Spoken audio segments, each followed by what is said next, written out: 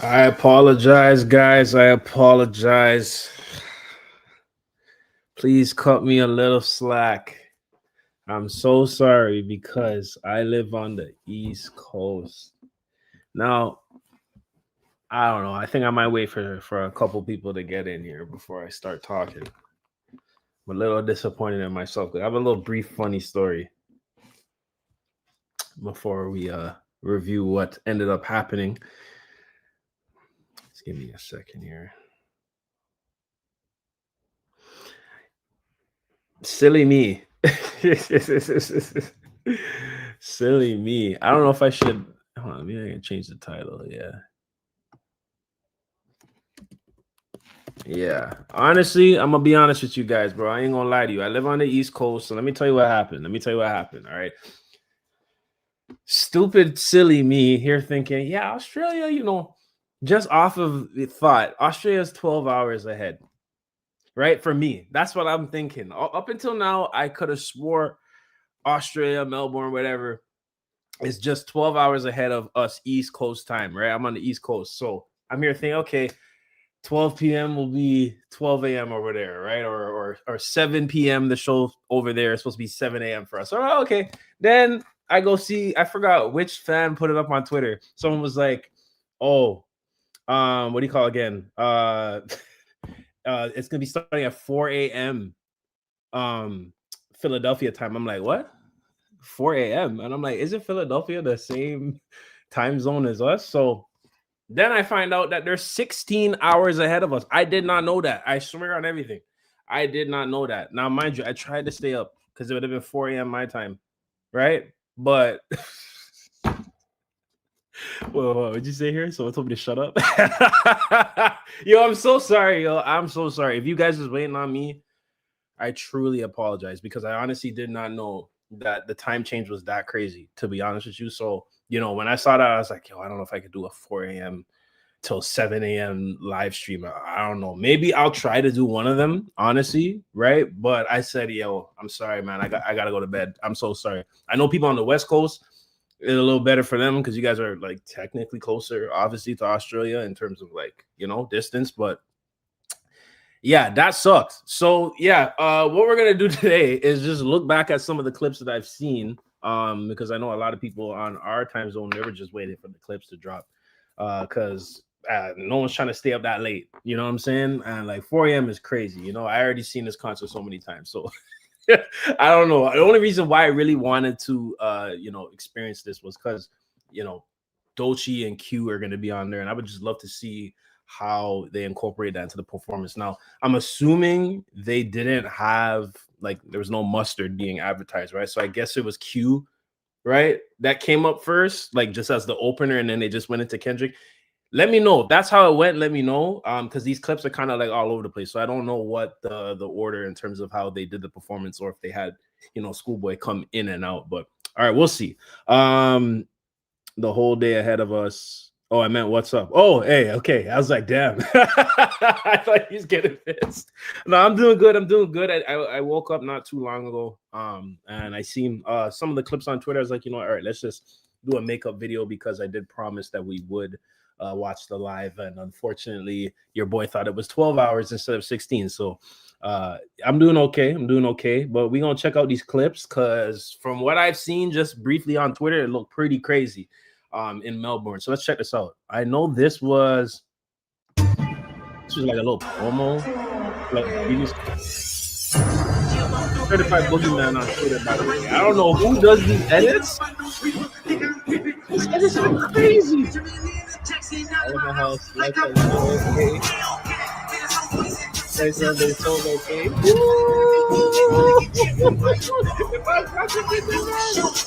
Yo, I'm telling you, when he performed Euphoria the first time, crazy. That was the one song I wanted to hear. I didn't care to hear anything else, even Not Like Us. I just needed to hear Euphoria. So, yo, that was a moment. Yeah, Australia is a day ahead of us. Yeah, and it's like every time there's like a New Year's Eve or whatever over here, you always hear that Australia, they celebrate their New Year's first and this and that. Silly me thinking, oh yeah, it's just 12 hours. I don't know who put that in my head from when I was a kid, but I always thought it was just a 12-hour difference, but I guess not. All right, let's look back at this first clip here. Let's see what we can find. Oh, damn. Holy crap. A lot of people up in there. They're doing the chant? Of course. We started that, by the way. That's lit. I see we're gonna have a good one tonight, Melbourne, Australia. Yeah. That's lit. Okay. I like it. I mean, they're gonna keep doing it on every show, to be honest.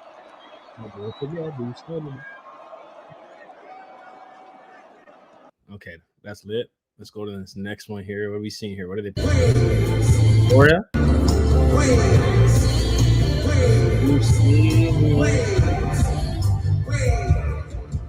Hey, this look beautiful. Damn, look how many lights he got up in there.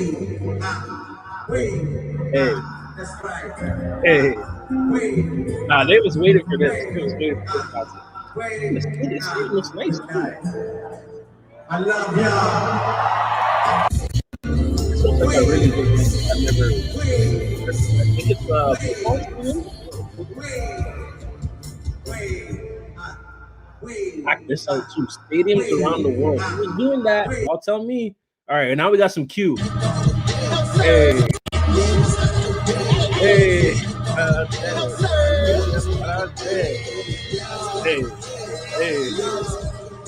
Hey.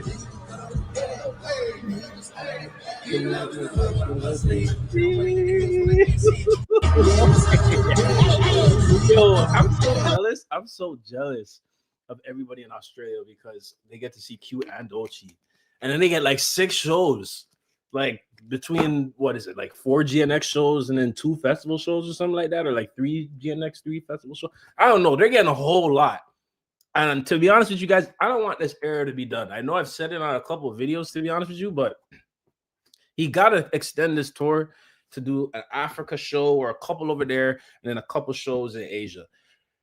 Just end the tour with that, and you went to like every continent and ran it up on a stadium level, on a hip-hop level. We're going to places where people didn't even think they listen to you like that, right?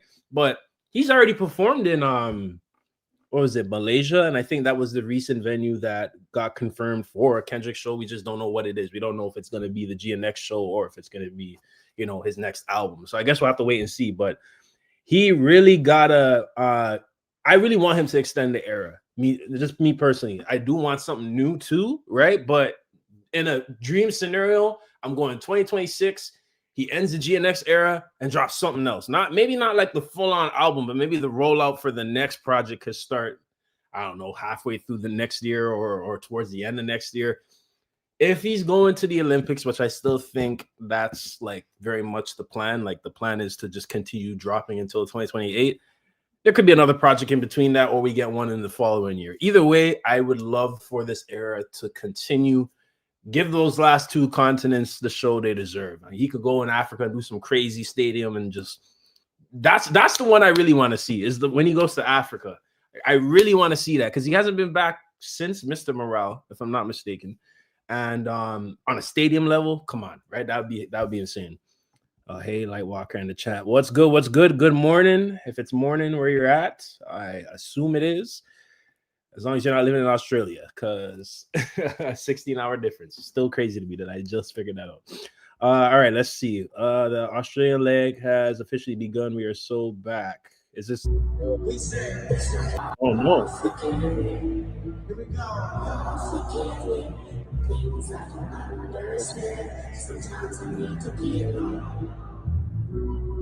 We said it's my bad.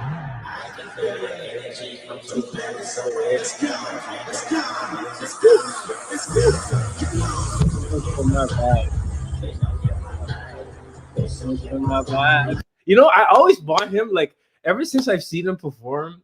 I love him perform. I love when he performs Bitch Don't Kill My Vibe, but he needs to like low-key perform the original. Like, I like the new one. Like, I like how he does the remix. And I know he only performs it because it's his favorite, like his favorite verse, whatever. And I think he thinks he did better on that one than the original, which I guess you could say. Yeah, because you heard Jay-Z spit on that remix. He's like, nah. I gotta go back. You know what I'm saying? But I would love to hear him perform the original too, or maybe just like the first verse, just because it's like it's been so long. I think he's always performed the remix. First concert I went to was the Damn Tour, and that was 2017. So as far as I know, from then until now, he's always done the remix. I think, yeah, maybe before then he was doing the original, which makes sense. I really wish I saw him on the Good Kid, Mad City tour, or when he toured with Kanye way back when. I really, man, if I was just a few years older and I had a job at that time, I would have been blessed. I would have been blessed. It's afternoon 4:30. 4:30 in Australia or 4:30 where you're at? If it's 4:30 where you're at, then what is that? Like, oh, you're in a completely different place then. That's lit. That's lit. Shout out to my global subscribers and supporters. Appreciate you. Hey, hey, hey. Yo, Blue. Yo, Q. Yo, I'm so happy. Question for anybody that watched the live: did he bring Q back out during the show? Because that would have been cool. I'm assuming he probably had him do all his songs beforehand. You know what I mean? But I think if he brought him back out, that would have been nice. I've only seen TDE, like the lineup of TDE once, and that was the championship tour back in 2018. I got to see Q, Ab, J Rock, Zachariah. I think Sir was on that tour as well. I think that might be it at the time because Cezla's vocals were like messed up at that point, so she didn't even come to Toronto. But I think it was everybody else that came. Amazing. And they had Q go second last. Yo, Q's performance at Toronto, legendary. I'm so mad they canceled his show last year. That would have been shut down, but there's politics behind that, right? But man, I would give anything to see Schoolboy Q live again. And like ideally with Kenny or Black Hippie if they somehow went on like a group tour or something. I know that's a dream, but that would have been amazing because that championship tour era was crazy. It was crazy. Kendrick just dropped the Black Panther album. That was the time, man. That was a time. That was really a time.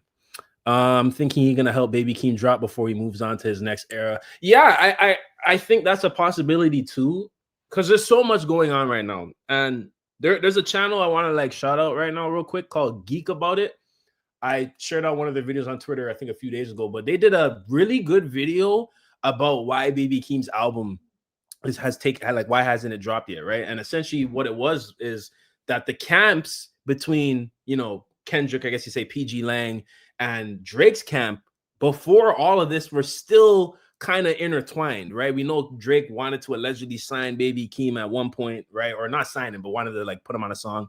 He was on the What's Next song, right? Or the remix, whatever. And I think that's what it was, a reference track. I don't know the whole, ins and outs of that, but we know Boy Wonder, one of Drake's, good friends and producers, produced on Mr. Morale, right? Like he produced, I think it was N95, if I'm not mistaken, and has worked with Kendrick before, but obviously the beef now has entirely split the camps. So Boy Wonder, from what I remember, had a friend who was also a producer who was producing on Keem's project. And we know back in, I think, 2024, before the beef even happened, Keem announced that this project was going to be releasing. He even gave a name, right? I think it was something with wolves or something like that. And we knew the project was coming, but then the beef happened, right? So Geek About It explained in his video that because they were pretty much already done the album, like near completion, but because the beef severed the ties between the two camps, now I guess either they had to start from scratch or they're creating a whole new sound and they're readjusting the album. I don't know, right? So that is apparently why the album has taken this long to come out. You know what I mean? And that kind of makes a lot of sense. Like, yeah, given how things went, you're not going to have those guys come produce and finish the album or even want you to put their names on it, right? So, he probably had to remake his sound or go back to the drawing board. I don't know what he did, but that is the reason for the delay. So I do think it is possible that we see Keem come out with a project. I think that is very, very soon, very imminent. But some people were theorizing it could be a collab album, right? It could be like a Watch the Throne with Kendrick and Keem. And as much as I would want that, I still think it's imperative for Keem to drop just another solo project. So my ideal, thing is that he drops a solo project within the next 4 or 5 months.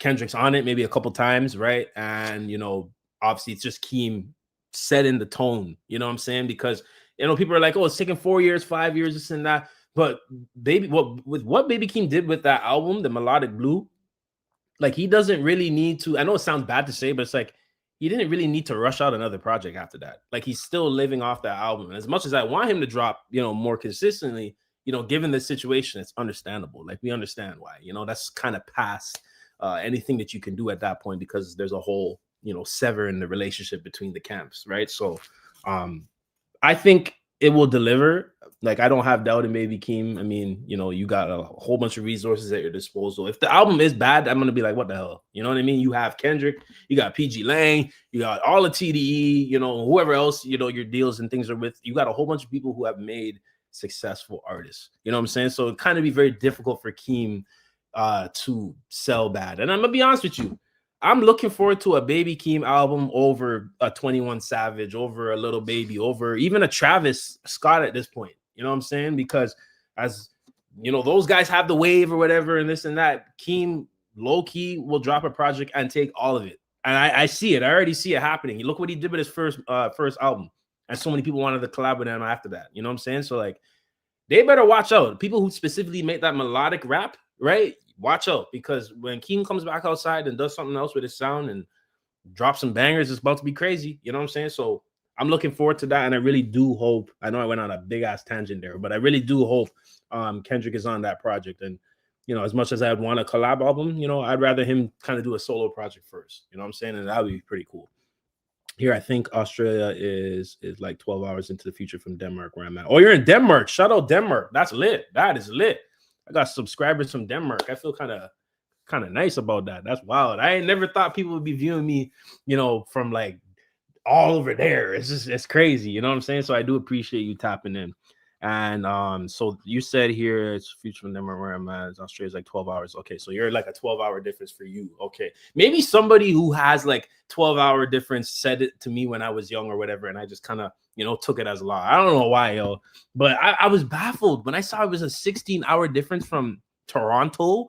I'm like, that's crazy. And I'm actually going to Australia. I'm going to Australia in February. So I'm like, let me go prep up the time change and, see what that's disgusting. That's a disgusting time difference. Holy crap. And it's a 22-hour flight. It's going to be the longest flight I've ever been on. Holy, it's going to be crazy. Or was it 8? I guess so you're saying it could be either 8 or 12 for you. Okay.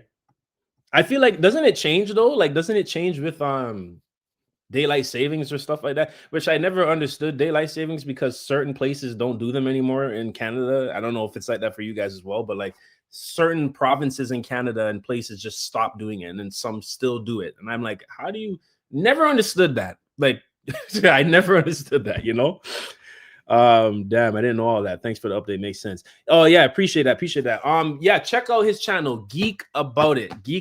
He does phenomenal work, really good breakdowns, and when it comes to like Kendrick content, like he really gets into the nitty-gritty. And when he explained that, I was like, yeah, that makes a lot of sense.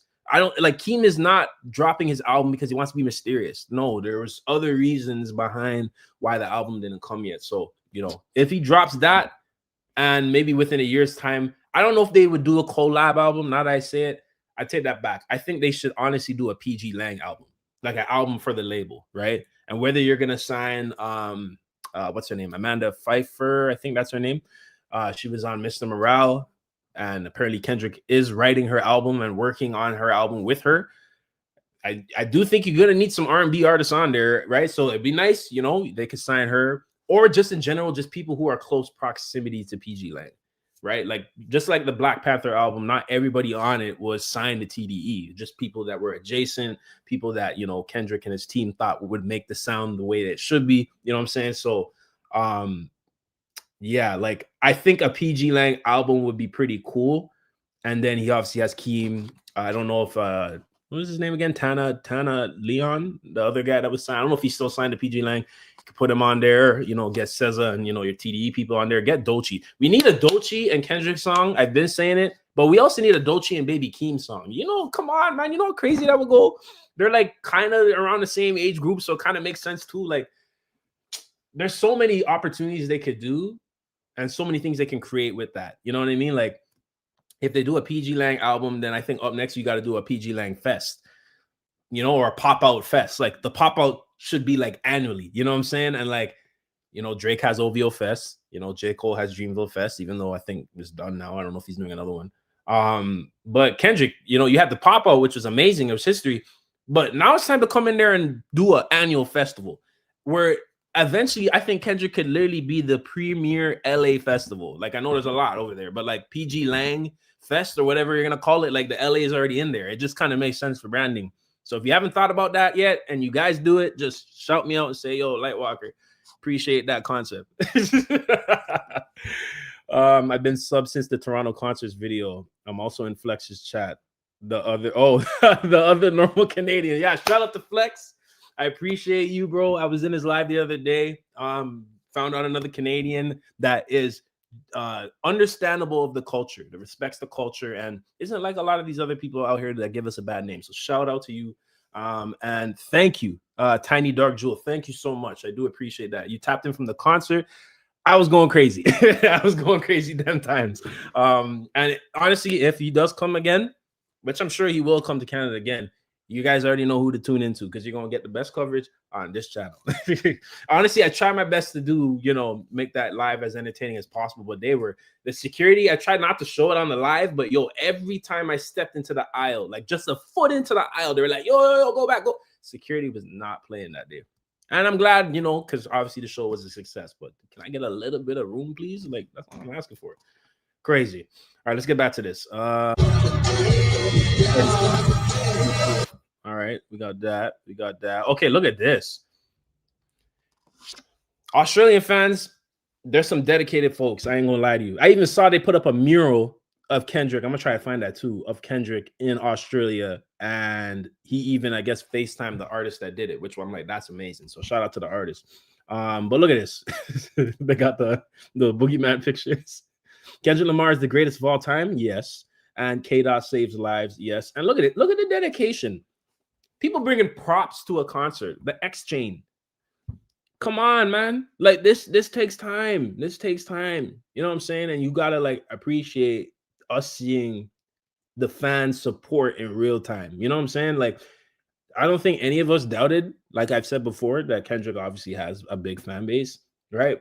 But, you know, for me, like personally, especially where I'm at, you know, I knew a lot of people that listen to Kendrick a lot here, Toronto, Canada. Yes, that's where I'm at, right? But it's not Kendrick's fan base before the beef wasn't, I guess you could say they're not even like that now, but they weren't really online like that. Doesn't mean that he didn't have a big fan base. He 100% did, but we never really had a reason to be online and come in as a unit. You know what I'm saying? Like I knew plenty of people who listen to Kendrick, including me, but we weren't online arguing like all these other fan bases before. It's only because of the beef now why, you know, the fan base collectively united now online and has been kind of, you know, fighting the battles for Kendrick, you know, via narratives and whatever BS they're trying to spew, you know what I'm saying? So never doubted that he had a huge fan base, but it is beautiful to see, you know, this reaction, you know, to this work that he's put out in this album and this run that he's had, just online for everyone to see, because that was one of the main things they're trying to run, that this guy doesn't have fans. And that's what I'm trying to say. Like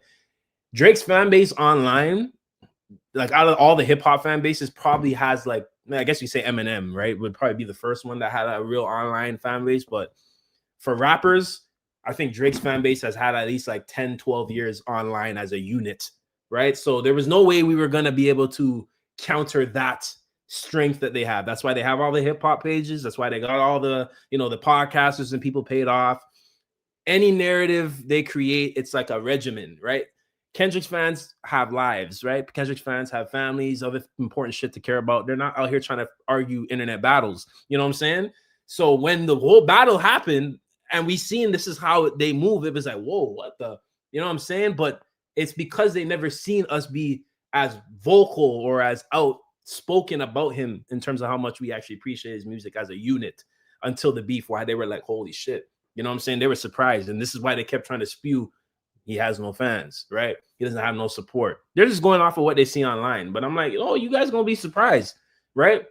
You're gonna be surprised. I had a few folks, right, that were really loving Drake at the time of the beef when Like That came out, and they were like, oh, you know, Drake's gonna respond, you know, Kendrick don't have no fans, you know, no one's gonna support his music, this and that. They were saying the most craziest shit I ever heard in my life, most outlandish shit, right? But then I'm like, you guys gonna see. I told them, I said, just wait, right?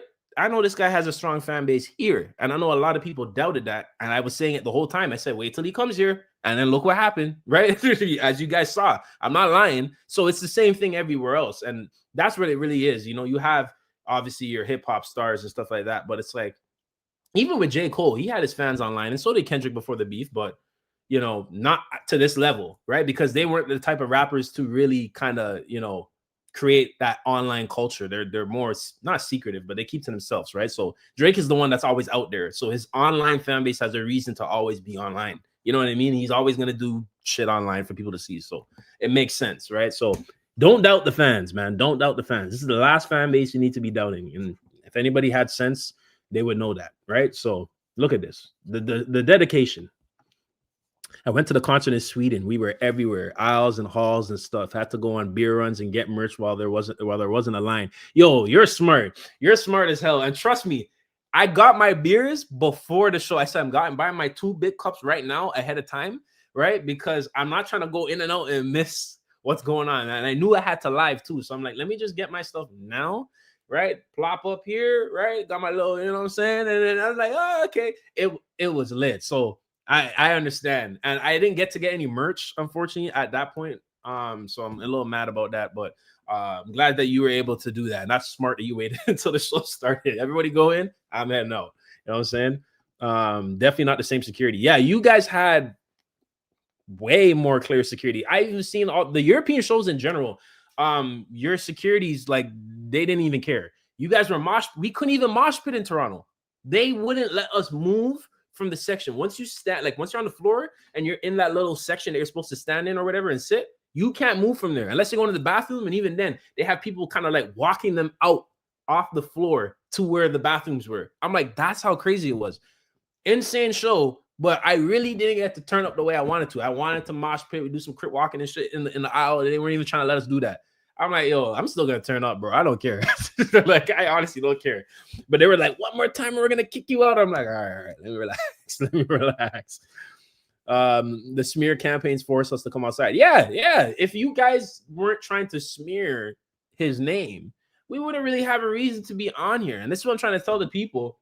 It's kind of hard to say this without sounding like a super fan, but the people who aren't involved understand how things work. I hate when people look at the reaction and never look at the root of the issue, the start of the problem. So they see the fans engaging with this stuff because there's smear campaigns all around, and then they're saying both you guys are bad.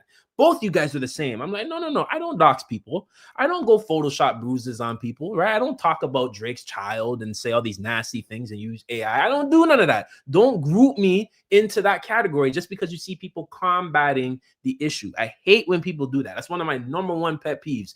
I'm going to blame the person that's reacting to the issue instead of focusing on the root of the issue. That shit don't make no sense. So they say both are bad.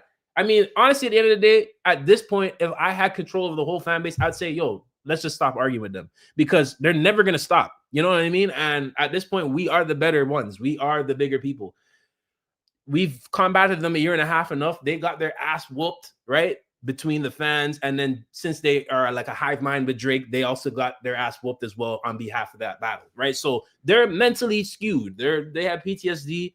They got Kendrick disorder. Like they're never gonna stop. You know what I'm saying? So if I had one thing, I would say, you know what? Let's just stop talking about it. Let's stop arguing with them. You know what I mean? Because at this point, it's been a year and a half, 2 years, going on 3 years. They're not gonna stop, right? But that's one thing I always hated. Just don't lump us together because you see people reacting and calling out the narratives and the BS. All these people in the podcast spaces and the media hip hop spaces, they're all sellouts for the most part. 90% of them are sellouts. Joe Budden told you himself he makes more money when Drake is doing good, right? So that's what it is. It's all a monetary gain for them, and it's for themselves. They don't care about the hip hop industry, right? Even if there's so much. I'm gonna probably do another live where we could just discuss all of this and have like just a discussion because I'm supposed to be looking at Australia concerts and I'm going on tangents, yo. Like, you know what I'm saying? It's just crazy that people are gonna say that. You can't say the whole fan base is all saints, right? There's obviously gonna be people unhinged in every fan base, but that's every fandom. This isn't exclusive to Kendrick fans, right? Or even Drake fans. They're just the nastiest ones, right? But it's not exclusive to one fan base. This is how all internet fan bases act. And for the most part, Kendrick fans just want to listen to his music. They don't want to see any smear campaigns on him that aren't true. That's all it is. But they can't fathom that. They got to say, nah. Kendrick did a smear campaign on Drake. Kendrick made a xenophobic song. Kendrick paid all these podcasters. Kendrick had bots. Kendrick had all this stuff. All deflection, all projection. That's literally all it is. But that's never going to stop. These people are like, I don't know how to put it. I'm not going to talk about it. I even seen an account on Twitter that was like, I don't know if it was like Kendrick slave owner or like it was somebody I follow. They pretty much took their picture and said, "Oh, I'm the slave owner of this person," and they put a whole bunch of people, Kendrick fans, ats in the bio, and then they had like a picture of saying that, like, you know, Kendrick passed away, and I'm like, bro, what the frig are we doing right now? These are the most unhinged people I never knew it was this bad. I never knew it was this bad. To this day, I'm still in shock that all of this is still happening the way it is, because it's just unbelievable to me that people act like this. You know what I'm saying? So I seen that and I'm like, what the frig are we really doing? These people are mentally inept. I don't even know if that's a term, but I'm using it because I don't even have words. You know what I'm saying? I see new shit every day and I'm like, it just gets even worse. Guess we don't have a Swedish bottom five. That's actually crazy. We already knew none of that was going to happen. Nothing was going to happen. There's no way he was getting in there, right? Anybody from Toronto knew that too. Let's be honest. Anybody that was trying to antagonize that was just stupid. They don't understand how logistics work. There was no way he was getting in there. You know what I'm saying? But, right, people do it for clout, right? They do anything for clout. Hi, fam, chat from BLK. What's good? What's good? I got a lot of family in Brooklyn. Shout out Brooklyn. Hope you guys are having a good day. Is it cold as hell over there? Because it's freezing over here. I hate it, man. I hate it. And I'm born in the winter too. It sucks. I realized that a lot of Drake G's, I realized a lot of Drake stands are bots, so reasoning with them is a waste of time. Yeah, that's also true. I've seen it myself firsthand, even before this beef, like with Pusha T and all that. That's when I first noticed the bots, right? It was back then. I'm like, what the frig is this? Right? But yeah, like most of them are bots. Like, what are we really doing? You know, I get that we got to combat narratives and stuff like that too, you know, but like I be looking at all this stuff and I'm like, yo, I just be so exhausted, man. Like, I just see so much shit and I'm like, how much time do you guys have on your hands to just be coming up with narratives and hope that I don't even know what they want at this point. I think, to me, the way I assessed it is that they just want to flip what Kendrick did onto Drake, onto him somehow, right? So if we can discredit everything he's done, if we can make any narrative stick, right? If we can, you know, go out of our way to just try and trash him and, you know, try to make it look like that he's not going to be successful going forward, they're going to try their best to do it because they're like, we got to not like us Kendrick. And I'm like, that's not going to happen. He won the rap beef, right? You have an album called Iceman on the way, right? So you guys should be paying attention to that, right? Just like how you stop paying attention to some sexy songs for you. Look at how the mentality is revealed in real time.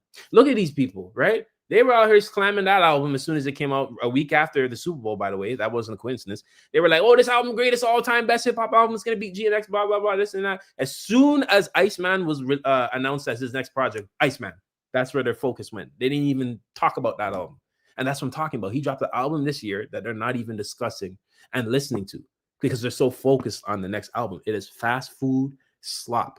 It is the quick turnaround quick turnaround method that is ruining not his image, but the quality of his music. And that's been the issue for the last 10 years. He just dropped so much. His fans are begging for more as soon as he drops. It's like they don't even get to resonate with the sound that you're putting out on the current project. So it's like you just do yourself a disservice at that point. You know what I'm saying? Like, it's crazy.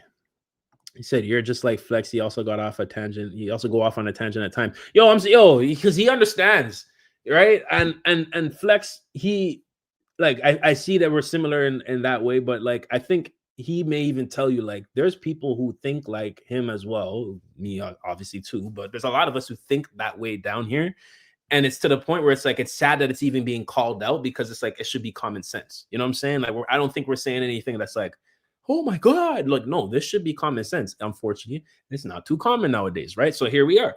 And that's unfortunately the state of the culture, and and other specifics with him and us, like in Toronto, like that's the state of how things are here. And unfortunately, like there's just a lot of things that got to change. And I was hoping that a lyrical ass whooping like this would change them, but we're still in the process of that. And unfortunately, these fans are just going to continue to spew whatever BS comes out of their mouth. It's annoying.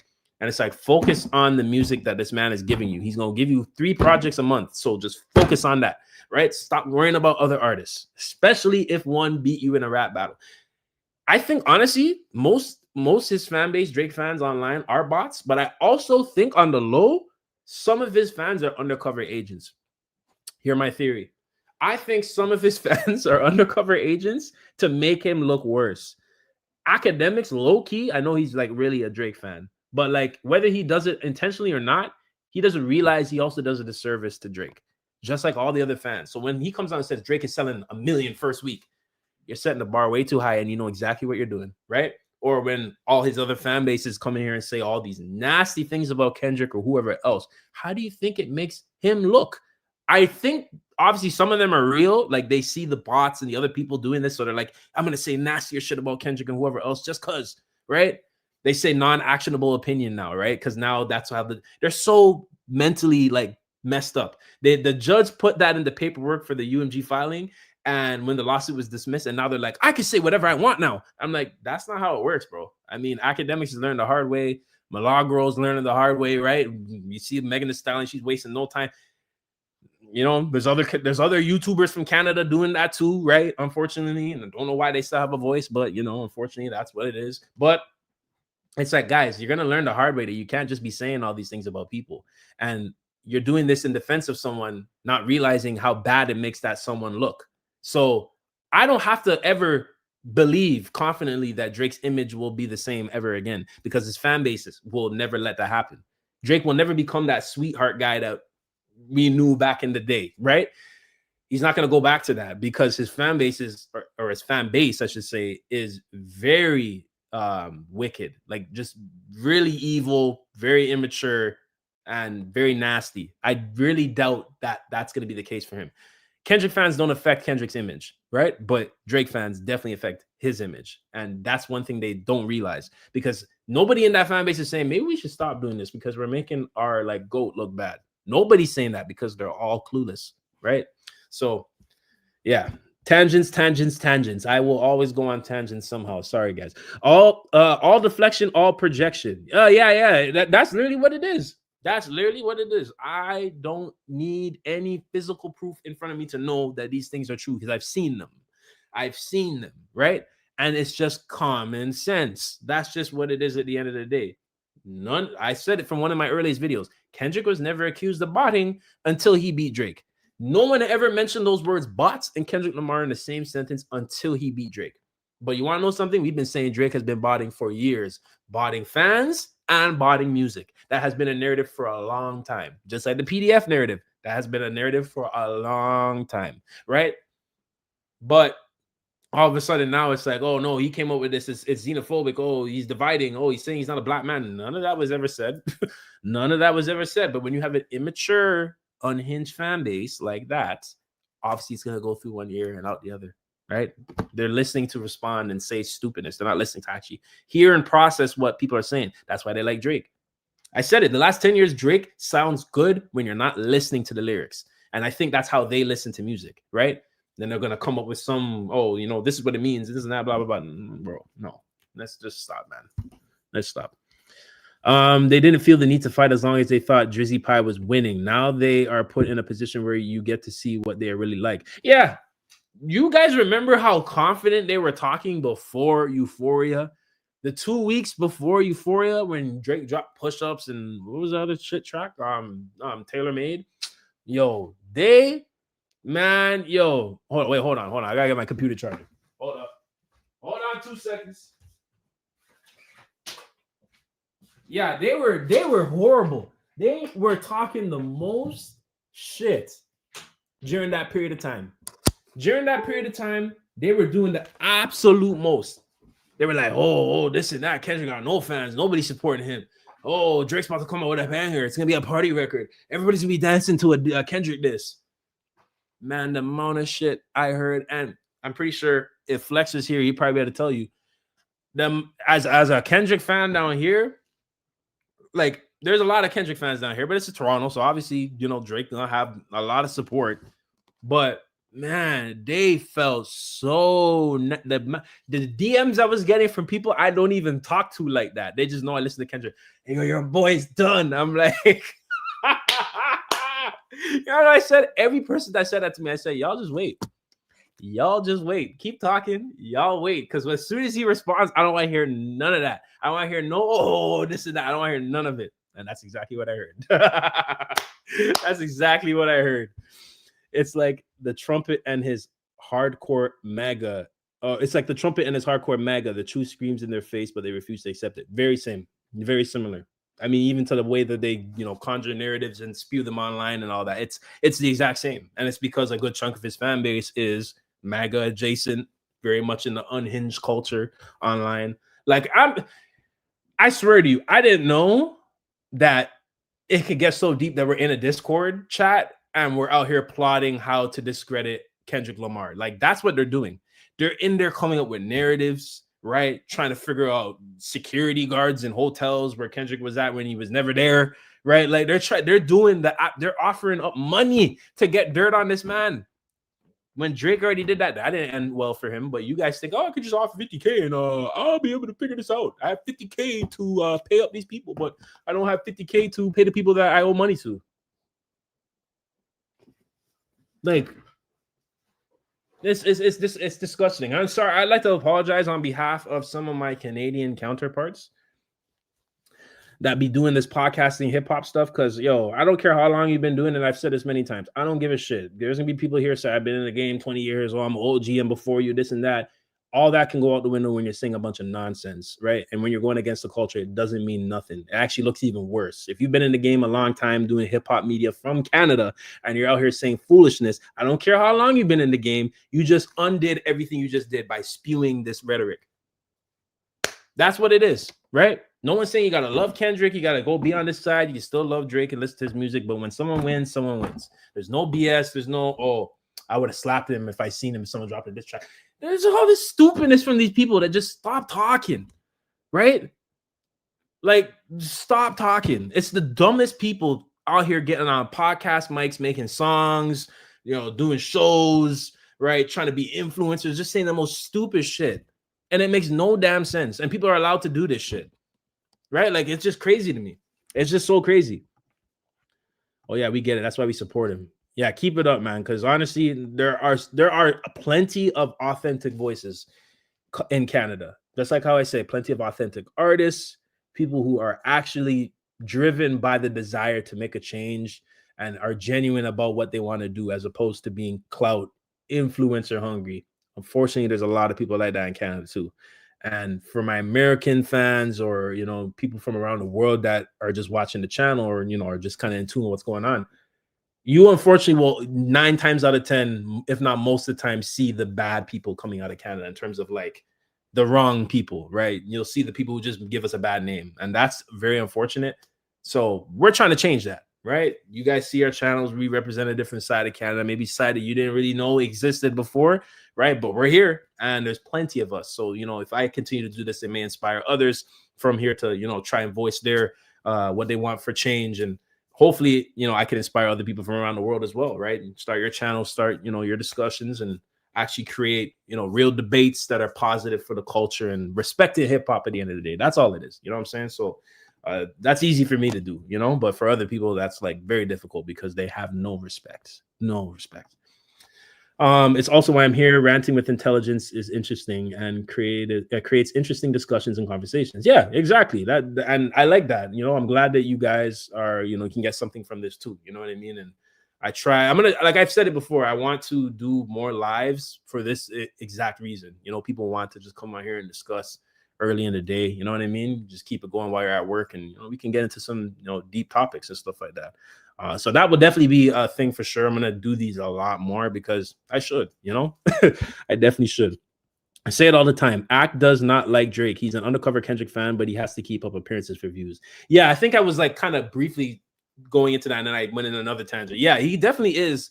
Like, I think he likes Drake, right? I won't say he doesn't like him, right? Like, he obviously likes his music. Or so maybe I'll say that he likes his music, right? But he is a 100% a bigger Kendrick fan. We've already seen the receipts, right? Everything that Act does now in terms of like for Drake, ever since like the CLB kind of era, did he fall asleep listening to that album? He fell asleep listening to that album. What are we talking about? I just remember that. I'm like, he fell asleep live streaming the album like into 5 or 6 songs, which I don't blame you. I still haven't finished CLB to this day, and that's probably the last Drake album I tried to play from the beginning. One song on there that I really, no, there's a couple songs on there that I really like, but that was it. I'm like, this is a 15, 20 track album. I'm not listening to this. I couldn't even finish it. And that was the last album I actually tried to start from the top and listen to, you know, one by one for Drake, and I still ain't finished it. So I don't blame him. But Ak is 100% a Kendrick fan. We've seen the everyday struggle receipts. We've seen it. Like, we know. You know what I'm saying? The way that he talked about Kendrick, he never talked about Drake that way. He talked about Drake in a way that it seemed fake. Like, oh, you know, people are going to say you know, suck this guy off. You know what I'm saying? So it's like you're gonna double down into that because for whatever reason, I don't know if it's like a mental thing with these people, they double down on the delusions, right? If you say that Ak is a dick sucker because he sucks, you know, Drake off, he's gonna continue to do it even more. I don't know why he thinks that is good for his image. I don't know how much Drake could allegedly be paying you for you to go ruin your image and this and that for that, because there's not enough money in the world for me to go tarnish my image for anyone else. That's crazy, right? But it just sounds like it's fake. It just sounds like, you know, it's not a genuine reaction to how you really feel about his music. And that's why we're saying, yeah, you're a fake fan, because you're doing all these things, setting all these expectations and announcing all this stuff. That's the problem with why none of his stuff is sticking, I find, either, or will stick going forward. You need all these podcasters, Aiden Ross, academics, people that hip hop doesn't even want to listen to, come out and say all your moves in advance. All your moves in advance. So we know Iceman's dropping here. Oh, he already confirmed he wants to do a tour that outgrosses the GNX tour. There's no surprise to this. You know what I'm saying? Maybe there would have been a more of an alert to it if you just said Iceman, surprise drop, tour right after that, just like Kendrick did. And then boom, singles, videos, right? Interviews, rollout, right? I'm actually going to do an interview for real, not a scripted one. Like, you could do all of that, you know what I'm saying? But that's not going to happen. And mainly because there's no surprise to it. Even if it did happen, it wouldn't matter. You keep announcing everything, and he doesn't realize that's doing him a disservice, you know? So it's crazy. Kendrick doesn't care enough about numbers to bot. This doesn't even certify his records. This doesn't even certify his records. He could have made so much more money off GNX and the beef, but he held back. Yeah. Integrity. Also, the guy wants to make money, right? Because I'm not looking back. I wouldn't even look bad at him for putting the song on the album. He didn't need to, though, right? And I like that he did that, but I wouldn't look back. This is all licensed to him. It's the same reason why he performed only GNX songs at the Super Bowl, because that was the first album licensed to PG Lang, his label, to himself, not TDE or anyone else. So he got all the money from it. Why would I go perform my older songs when you can come watch that on tour?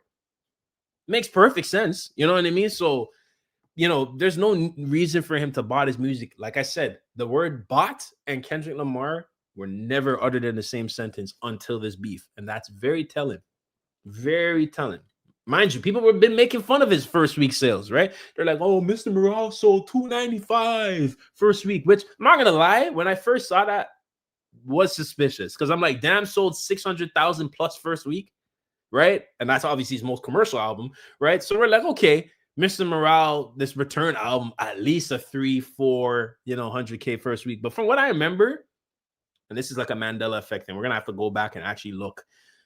I remember Apple Music and Spotify over the years, I think after 2016 and then like 2018, they started changing the way they count streams. So like, that's why like Drake's Scorpion like sold 1 million first week, but then CLB dropped to 600,000 first week. Cause you would think, okay, your next album after Scorpion would sell around the same, if not more, but that is a big drop. All right. But 600,000 is still a lot. So when we go to Kendrick, he had 600,000 on Damn, and then he went to 295 first week on Mr. Morale, right? But from what I remember, when people saw that decline, they started clowning him. So we were never talking about bots for Kendrick Lamar. You guys were clowning his first weeks. And the irony is, Mr. Morale was still the most streamed hip hop album in 2022 with 1 billion plus streams. So don't forget that. I keep trying to tell people first weeks don't matter, right? But they're going to use whatever metric benefits their favorite artist in the moment. So if it's first weeks, I'm going to use that. If it's the all time, I'm going to use that. If it's the way that these hip hop pages come up with these like new statistics is so crazy. Like high streamed songs by a rapper this week, and the song doesn't even have to be a rap song. That entire method of putting out stats like that is catered to Drake, right? Because now Drake can be mentioned, the word rapper and Drake and first can be mentioned in the same sentence without even having to put out a rap song. Shit's crazy. Shit is crazy. Kendrick has a Pulitzer Prize. Drake could never. His ghostwriters wouldn't even get a Pulitzer. Like, let's be honest. OVO MAGA. Yep. I can't imagine doing all that as a fan. It's too much. It's too much. I'm not doing that for Kenny, man. I'm sorry, bro. Kendrick, I F with you, but that's too much, bro. I got other things to worry about. Life is lifing. Like, I'm sorry. You know what I'm saying? Like, I'm not doing all that, man. I'm not. It's the world we're living in right now. It's a war between good and evil. Very much is. The war going on outside we ain't safe from. And a war that we can't see. I always say that. Right? And, people's actions nowadays are very telling. Like, don't listen, people are grown. People are adults. I've never seen a video about that. They're like, yeah, people know what they're doing. Don't forgive them. Give them one chance. So I'm like, yeah, like people know exactly what they're doing, right? So people's true colors are being shown. It's sad that it had to come from a rap battle. It couldn't be like a war or something where people actually like start, showing their genuineness or whatever. But no, a rap battle exposed a lot of people's unhingedness and issues mentally, you know what I'm saying? So it's a serious war going on right now. People don't understand that. They think it's just it's this and that. No, man, it's a lot more than that. It's basically what it became. It even seemed as if a lot of people who are more about culture overall than about a single artist jumped the Drake ship, leaving Aiden and Ak. It's even seeming a lot of people who are more single artist jumped the Drake ship, leaving Aiden and Ak. Oh yeah, well yeah, definitely. Okay, sorry, it just took me a second to process that. Yeah, for sure. I think they still have support. I mean, Aiden, I don't watch Aiden Ross. I don't even watch that many like streamers, period. Right, but like just the over, I feel like Aiden Ross's PR before the beef, people for sure probably found him annoying or whatever, right? But it was like decent PR, you know what I mean? Like people looked at him, and all the rappers were going to him at the time to premiere music and stuff. So like he wasn't universally respected, or I shouldn't even say respected at all, but people didn't really have that many negative things I find to say about him before that, like that. Then the beef happened, right? So I don't know. He probably still has millions of subscribers, so it doesn't really show, but his PR is horrible now. And like you said, they have left ship. Same thing with Academics. Academics always had bad PR, but it really got nasty after the beef, right? During the beef and after the beef. Ever since then, you can't look at these people the same, right? And it's because the veil has been unlifted now. You know what I mean? So you can't just get off saying BS anymore. You can't get off making BS music anymore either. And I'm glad that's the case. Not anybody can just come out here, right? That's how it should be. You know what I'm saying? So I'm not mad at it. Corey Jackson, what's good? What's good? Welcome to the chat. Welcome to the chat. Nice to see you. Kendrick Lamar's 7th studio album will be Kendrick Lamar dissing a lot of rappers and a lot of people in the industry. Night. Yo, Night. I think I'm sub to you. You make the predictions, right? Night makes all the predictions, yo. And he's been very right about predictions apparently so far. So you know what? I'm going to believe that one just because I feel like that 7th album as well is going to be a very unhinged album for him. It's like a whacked out murals, but like times 10, on every song. Like, I'm all for it. Please start dissing all these. This 21 Savage, bro. I'm sick of that guy, bro. I'm so sick of him. Like, I actually liked 21 Savage music back in the day, like Savage Mode when I was in high school, right? But like, now I'm like, bro, pack it up, bro. Like, all these rappers gotta go, bro. Pack it up. Y'all ain't doing nothing. The music don't sound the same. And maybe I know it's not just me, but I feel like our generation, I'm saying Gen Z, first half of Gen Z, not the second half.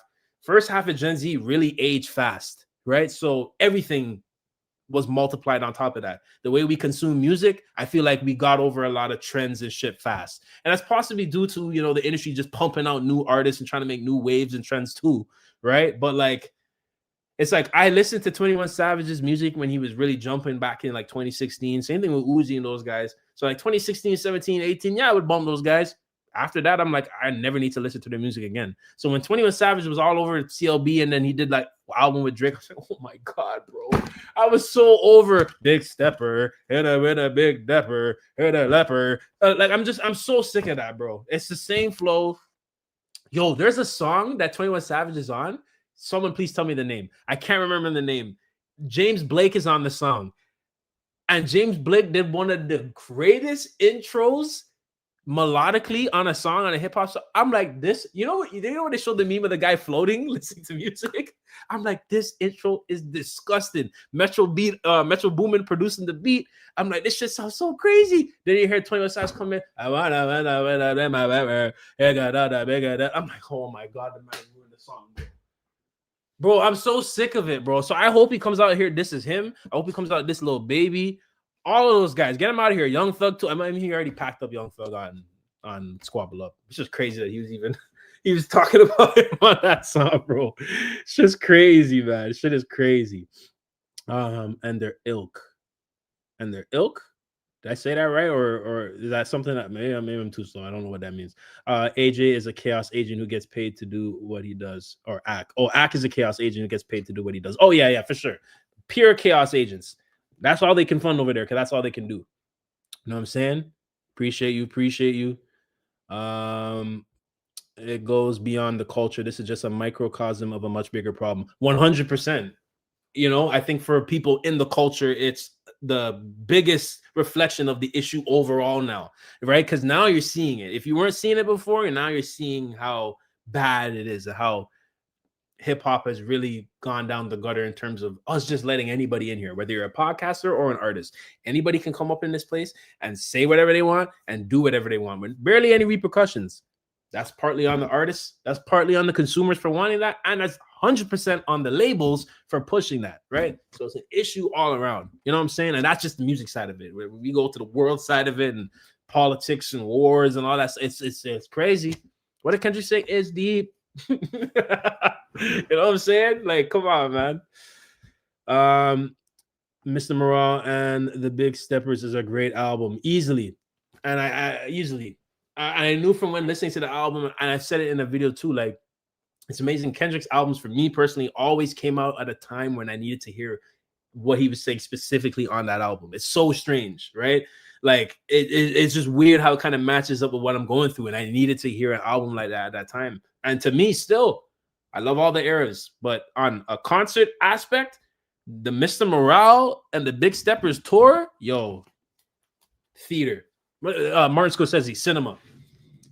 I'm telling you, yo, like, the shit was like the way he did it was like a play. It was like a hip hop play, right? Man had people tap dancing for real, and he's rapping in between. Like, this shit was crazy, bro. You know, I love the GNX era, I really do, but you just had to be there. Let's see. Pretty sure that's where the downfall began, and then it got worse. I think you're talking about like pretty much all the artists and shit, right? You're talking about how the issue started within the industry and where we're at now, why we're here. Yeah, I would say that, you know, it started from definitely a while back, but also the beef really kind of just highlighted the problem. I won't say the beef started it. The beef kind of just maybe put it on the front page. You know what I'm saying? Like, we can't really ignore the issues within the hip hop culture now because it's plastered everywhere. It's very evident. And the consumers, which is the most important thing, they're just not taking it no more. We're not just going to listen to whatever. You know what I'm saying? So it's crazy. It is very crazy. Mr. Morale, Big Steppers is not for the faint of heart. It's an album for people who have gone through deep hurt and pain. 100%. I try to tell people, like, every human goes through this. So people who were trashing this album, I'm like, you know what's going to happen? And I said it back when the album came out, you know, there's going to be like people a year, 2, 3 years from now are going to come back and be like, I trashed this album back when it came out, but then I went through some shit and like it became the greatest thing I ever listened to. Go check the comments of all those songs that are on Mr. Morale, and you'll see the exact same thing I just said. It was like To Pimp a Butterfly. When that first came out, I said, oh, they're going to trash this album. But then watch, a year or two from now, they're going to say it's the greatest album ever. And look where we are now. right? Kendrick's music ages the best. Some of the best aging music in hip hop we've ever seen, especially in this new era, right now. That's the problem. When it came to the diss tracks, I was trying to tell people Drake could even drop the better diss song, sounding song, and it could go in the club or whatever. It's about what ages better. And from the moment I heard Drake songs in the battle, I knew these songs wouldn't age good at all. From when the moment I heard Kendrick songs, obviously we didn't understand everything he was saying in all these songs because they were so deep and precise that I said, wow, automatically this song is going to age better because there's so much in here. There's so much to decipher, right? And not only that, things are starting to come true from what he's saying, right? So it's like, damn, you didn't really stand a chance, Drake. But Drake is instant gratification, right? Like he's just bloop, let me put it out now, and if the people like it right this week, then I won. You know what I mean? But like he's not thinking a year, 2, 5 years from now how it's gonna sound, and that's the problem, right? How many streamers will back Drake when he start running out of funds? None. None. And you brought up a good point. Like, you know, I'm very curious to see how some people are gonna flip-flop. I mean, you already seen the podcast pages flip-flop. Just be prepared for all the, even like Kai Cenat. Like, I know he's not really like up in Drake's space right now, but all of them, they're all gonna go back once Iceman drops. And some of them will pretend, the ones that are being paid, and then the other ones will just drop off and, you know, go back to what they were doing before. That's my prediction, right? Because, you know, they're not staying there. They're just not. Mr. Morale was basically a surprise drop too. Heart Part 5 came out like a week before the album dropped. Yeah, same thing with Damn. Same thing with To Pimp a Butterfly. Was Good Kid, Mad City his only album? Like, no, he did promote Mr. Morale, but like it just, you know, dropped like that, like minimal promo. You know what I mean? But like, is Good Kid, Mad City the only album he announced with like a set date ahead of time? Like, I'm trying to think now because I think everything else has kind of been a surprise drop, if not like a last minute drop. You know what I mean? A lot of people ruined their rep because of this rap beef. Yep. And I don't feel any sorrow for them at all. I don't.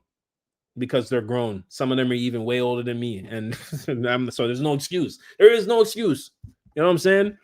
21 Savage was a subliminally sneak this in Kendrick Lamar on them Drake songs and Lil Baby songs. 21 Savage ain't safe to get this by Kendrick Lamar too. I freaking hope he does, bro. I hope he does. I would even say this 21 more than Lil Baby. Lil Baby, honestly, like I feel like Lil Baby will know himself. Maybe after like a year or two of the landscape once it's fully adjusted, right? Because I know they're looking at like the Dolces and like, you know, these other guys, the Clipses, and they're like, how the frig are these guys selling music? We're supposed to be the lit guys. Like what Young Thug said, Moneybag Yo, real superstar. He didn't do a thing with a real superstar. You guys aren't superstars. Let's be honest, bro. You were locked up. You were not a superstar. Let's be honest, right? If we're talking about ATL, it's Future. It was always Future. Young Thug was there. Yeah, he dropped some hits and songs that I liked back when I was in early high school, by the way, right? But then after I graduated, I wasn't really playing Young Thug like that, right? Now, I did like the album that J. Cole did produce by him. I think that was pretty, you know, done well, right? But even by then, I wasn't like a Young Thug huge fan like that. So for these guys to think that they're superstars and they barely sound coherent and audible on songs, insane to me. Insane. It's just crazy. So I hope he gets this too. It's just 21 just pisses me off because it's like you're just so shamelessly defending this guy. You know what I mean? And it's just like you're whack for that, bro. Like make better music first, man. You know what I'm saying? The Game, aka The Lame, is going to subliminally sneak this Kendrick Lamar on the Gangster Grills mixtape and on Crack House 2 collaborations project with Ye. Oh, so the project he's doing with Kanye, that's confirmed. So that's real. Yeah, I can see that happening, right? But the funny thing is, does Kendrick respond to the Game? You're not worth a response. You know what I'm saying? I mean, Kendrick could really make another Not Like Us about Game, right? And India Love 10 years ago, right? Yeah, exactly. Like, come on, bro. He should be the last Game. And, you know, I love Kanye, bro. I'm going to tell you guys right now, I don't co-sign all this stuff that this guy be saying. I really hate that he be talking, especially he be talking about Kendrick, right? But I've been said on this channel, Kanye, Kendrick, they're my two, right? I had To Pimp a Butterfly and My Beautiful Dark Twisted Fantasy. They're my two favorite projects, right? But Kanye better lock his jaw. If that, Kanye and the Game together are the two last people to be talking about Kendrick Lamar, right? Because the amount of things that Kendrick could say about Kanye, and he wouldn't even need to say anything that's like gossipy, right? He can make those two reevaluate the entire way they live their lives. right? And he doesn't even need to get into the cases and stuff like that, the allegations and stuff like that. That's what's scary about this guy. So, you know, I mean, I love earlier Kanye. You know, I really wish, to be honest, he ended his career, like he retired after Donda. You know, as some people say Donda was messy. I mean, yeah, Donda was definitely all over the place, but still an amazing album to me and better than CLB. Right. So I remember they were trying to compare those two albums. I'm like, no, let's not do all that. Kanye's watching Drake. There was no Kanye, there'd be no Drake. Stop this. Right. So yeah, I think his career should have ended after that, but he said a lot of horrible things throughout his whole career, especially the last 10 years, and especially within the last 5, and the music hasn't been where it needs to be. So it's like, yeah, I can't co-sign that. Kendrick was always my number 1, and Kanye was my 2, right? Well, before I knew Kendrick, Kanye was my 1, but then, you know, Kendrick became my number 1, and then Kanye was my number 2. But ever since he's been moving like this, bro, I'm just so disappointed in this man. And the last thing you need to be doing is dissing Mr. Lamar. Don't do it. Don't do it. Right? Because I feel like Kanye is a typical example of someone that could dish it but can't take it. You know what I'm saying? He's out here talking about people's kids, but if someone says something about North, right, and how she's dressing or whatever, how you're a bad father, this and that, blah, blah, blah, he would go ballistic, right? So it's just kind of, you know, that's an artist that I'm very disappointed in. Kanye and J. Cole. Those are my 2 that I've just been very disappointed. And this rap beef kind of really showed that our legends are going outside. Kanye, Wayne, 50 Cent. I'm like, you guys are all going outside. Shit, nobody's safe. And Kendrick might end up being the realest one out of all of them. Even some of the people that engage in the beef. I honestly hate, I'm sorry, yo. Someone from ATL got to tell me this because I don't understand. Why do all these ATL rappers and producers that were involved in the beef, they're not all of them are backtracking, but like they can't stand 10 toes. What's going on over there? When Metro Boomin just did an interview the other day, it's like they word things in a way where they're trying to be careful. What are you being careful of? You already put out what's the thing called BBL Drizzy beat? You already doubled down on all this shit. Stand 10 toes. I said I won't be surprised. Kendrick and The Weeknd are the only people to stand 10 toes at the end of all of this, right? I'd be disappointed if The Weeknd does collab or work with Drake going forward. I don't care about this fake unity they're trying to talk about, because if anybody from Toronto tells you, you need to be trying to unite, no one in Toronto believes in unity, okay? That's the first thing, right? So all these people that were talking about Kendrick dividing this and that, blah, blah, blah, blah, blah, they don't even unify their own country or the music scene within their own country. So don't even listen to that, right? But the way I'm looking at it's like this. It's like, yo, you guys got to stand 10 toes on what you're saying. What are you scared of? You put out the BBL Drizzy song. You did all this shit. You stood by these people in the beef. Stand on it. No one's saying you have to come here and say you hate this guy, but come and stand on it. Yeah, I did that. Right? The beef wasn't that serious though. But yeah, I did that shit. I don't regret it. You know what I'm saying? But now they're walking it back, and it's just like I look at all these guys sideways. But I kind of knew that was gonna happen. And this is why I knew Kendrick, because he's not the type of guy to come online and say, yo, stay out of my beef. You know what I mean? But I knew from when the moment all those guys were jumping in, he was heated. I know for a fact, especially Kanye. That's why he didn't give him no attention. And that's why Kanye lost his shit, because he can't stand not being the center of attention. It's crazy. Lil Wayne, The Game, Ye, and a lot of other rappers are going to feel the wrath of King Kendrick Lamar. Yo, I like Night Night. I like Night. When Kendrick drops his 7th studio album, Kendrick Lamar will unleash his Dark Gemini twin. Yeah, I'm waiting for it. What are you saying on Good Credit and all that shit? I'm waiting for it. I need to see. What should we call this guy? K9 Kenny? K9 Kenny? Is that the new era? I need to see K9 Kenny outside. Or I remember someone was saying Kenny Kruger. Yeah, that we need that Meet the Grams Kenny. Ether, all these rappers, all the shit ones. Kendrick, just come out here and talk shit about everybody you don't have any hope in. I swear. They just need to know, right? The only problem is, though, 21 Savage even said it in the little interview. If somebody said that about me, I'm slapping them in the face. See, the problem with these drill trap rappers, they don't believe in no competitive hip hop. It's just straight violence, right? You can't diss these. That's what happened with all these drill rappers and shit like that. You can't diss these rappers without them actually, getting their feelings. And what makes it worse is that 99% of these guys can't physically fight. They got to shoot, right? So then now it's like, yeah, I'm just going to go resort to violence because somebody dissed me. Diss them back.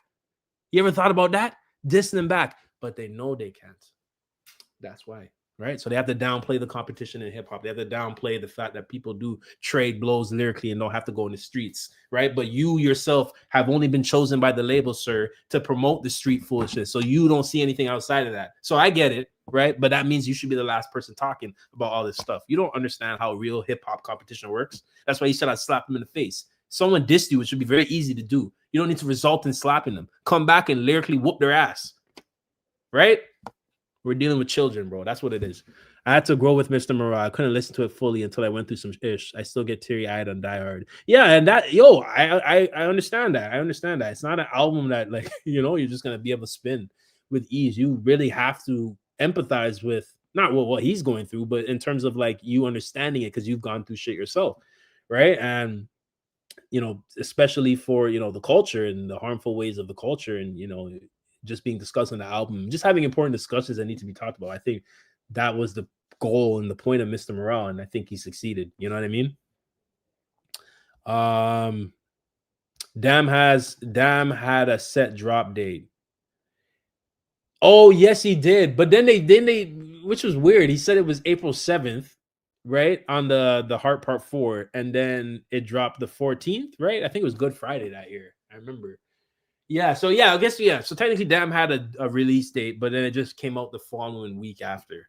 That's kind of weird that happened. I don't know. Maybe he intended to drop it on the 7th. Kendrick is trying to push peace in LA, so no, he wouldn't diss him. You're saying the game wouldn't diss Kendrick? I honestly don't think the game gives a shit about peace in LA. The game cares about the game, and that's sad.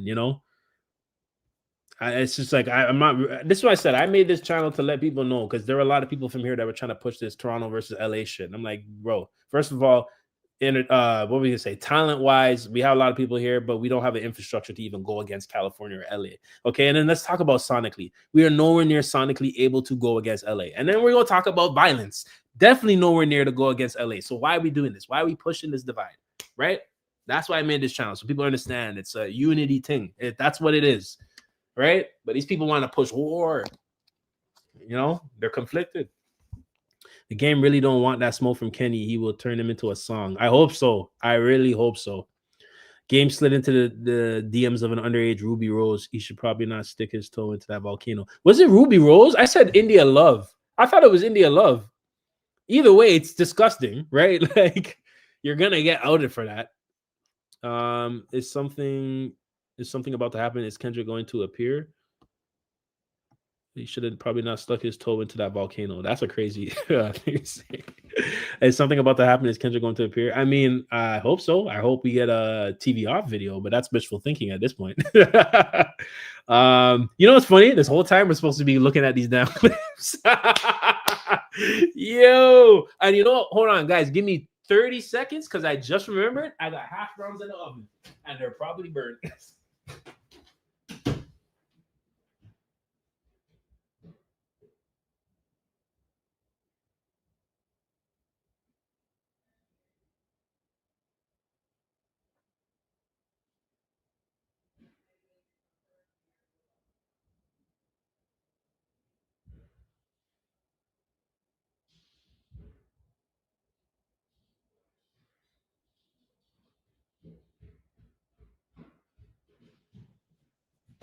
Oh yeah, they're burnt. Oh, they're definitely burnt.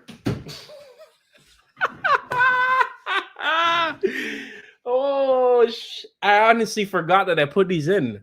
I don't know why I did that. I should have went live first. Damn. You think these are edible?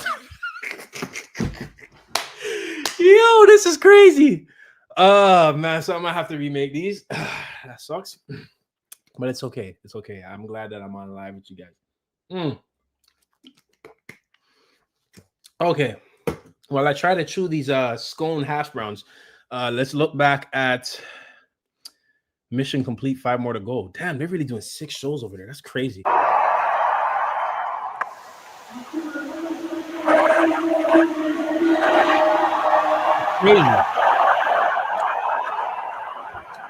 Crazy.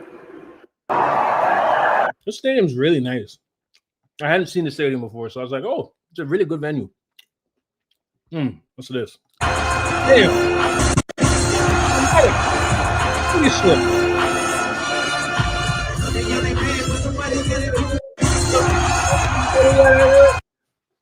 Turn this TV off. Turn this TV off. Man. It's taking me back. You guys are so lucky. You got Q and Dolce. It's just crazy. What's this? Everybody loves Euphoria? That's a fact. You ain't set your timer, bro. I know. You know what it was? I was so discombobulated this morning. I put the hash browns in. I'm like, all right, I'm gonna make my bacon or whatever, all this and that. Right, then I'm gonna come on, do the live. It'll be 30 minutes quick. I don't even know how long I'm at this point. An hour 14. Look at that. I was gonna do a 30-minute live and went an hour 14. Look at that shit.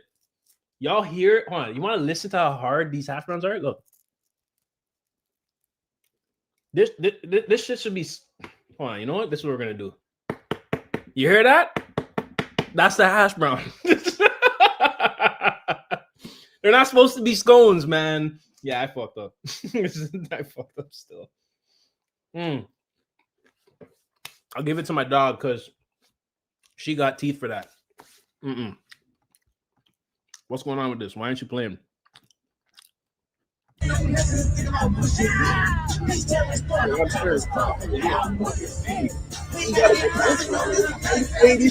way.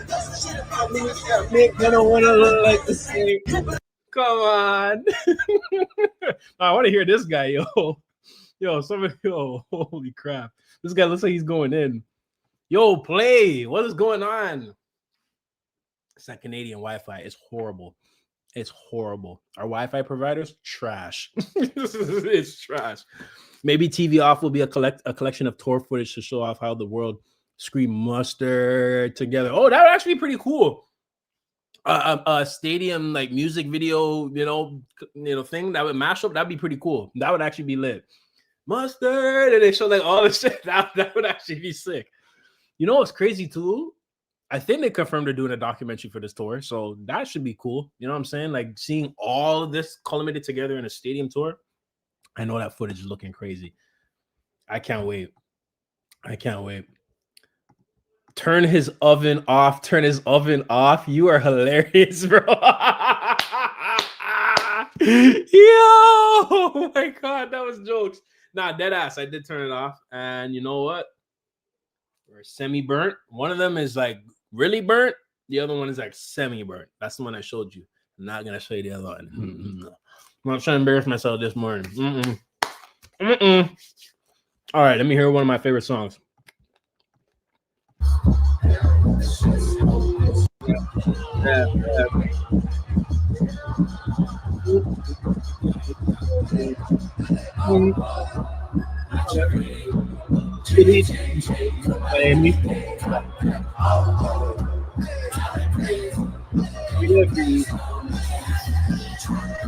Oh, hey.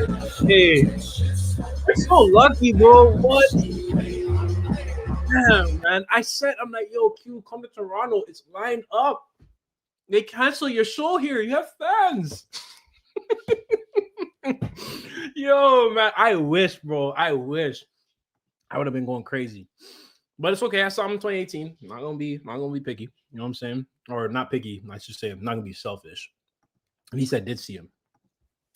TV Off goes so hard live. Definitely does. Euphoria TV Off. Even when he started with Whacked Out Murals, yo, yeah, he was extra angry in Toronto, and I don't blame him. I don't blame him. Are you going to try to go live for the next Australian concert? I was up watching it at 4 a.m. this morning. Honestly, now that I know there's a 16-hour time difference between me and Australia, I'm going to try and go live for maybe one of them. But I don't know if I could do all of these. 4 a.m. is crazy, yo. I honestly swear I didn't even know it was that much of a difference. That's wild. I got to move. But yeah, I'm going to try and go live for one of these. When's the next show? I think is it today? Or is it tomorrow? You guys let me know because I forgot. I kind of want to see the Dolce one. Like, I want to see what they're going to do with that. So maybe I'll try to live that one. And if it's tonight, then I'm going to have to get like an early sleep because that's crazy. 4 a.m. is crazy, yo. Oh, yeah?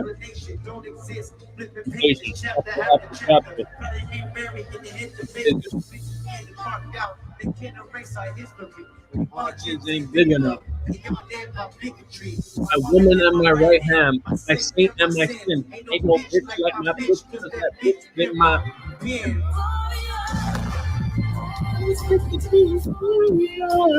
Yo, at the car, I was singing. Man, my vocals are gone, bro. Yo, shit's crazy. What's this?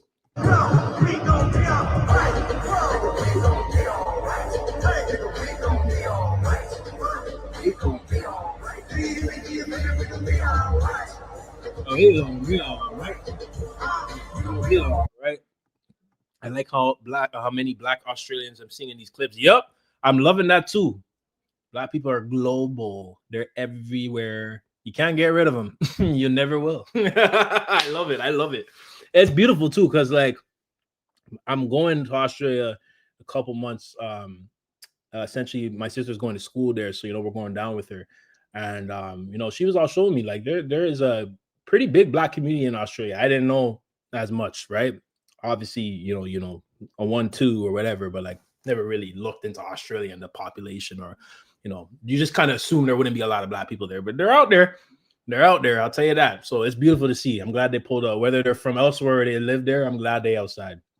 Let them know. Hey.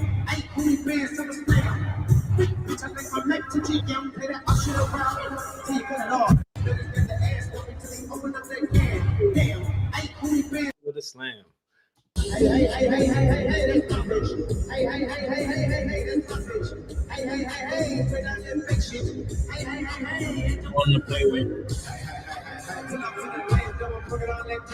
Get up on your mans. If you hating disrespect, you better fuck up with hands. Come on, man. Yo, peekaboo. I'm gonna have to go bump peekaboo after this. I'm gonna have to re-bump that shit. Bitch, look at my vibe. Let's see if there's anything else.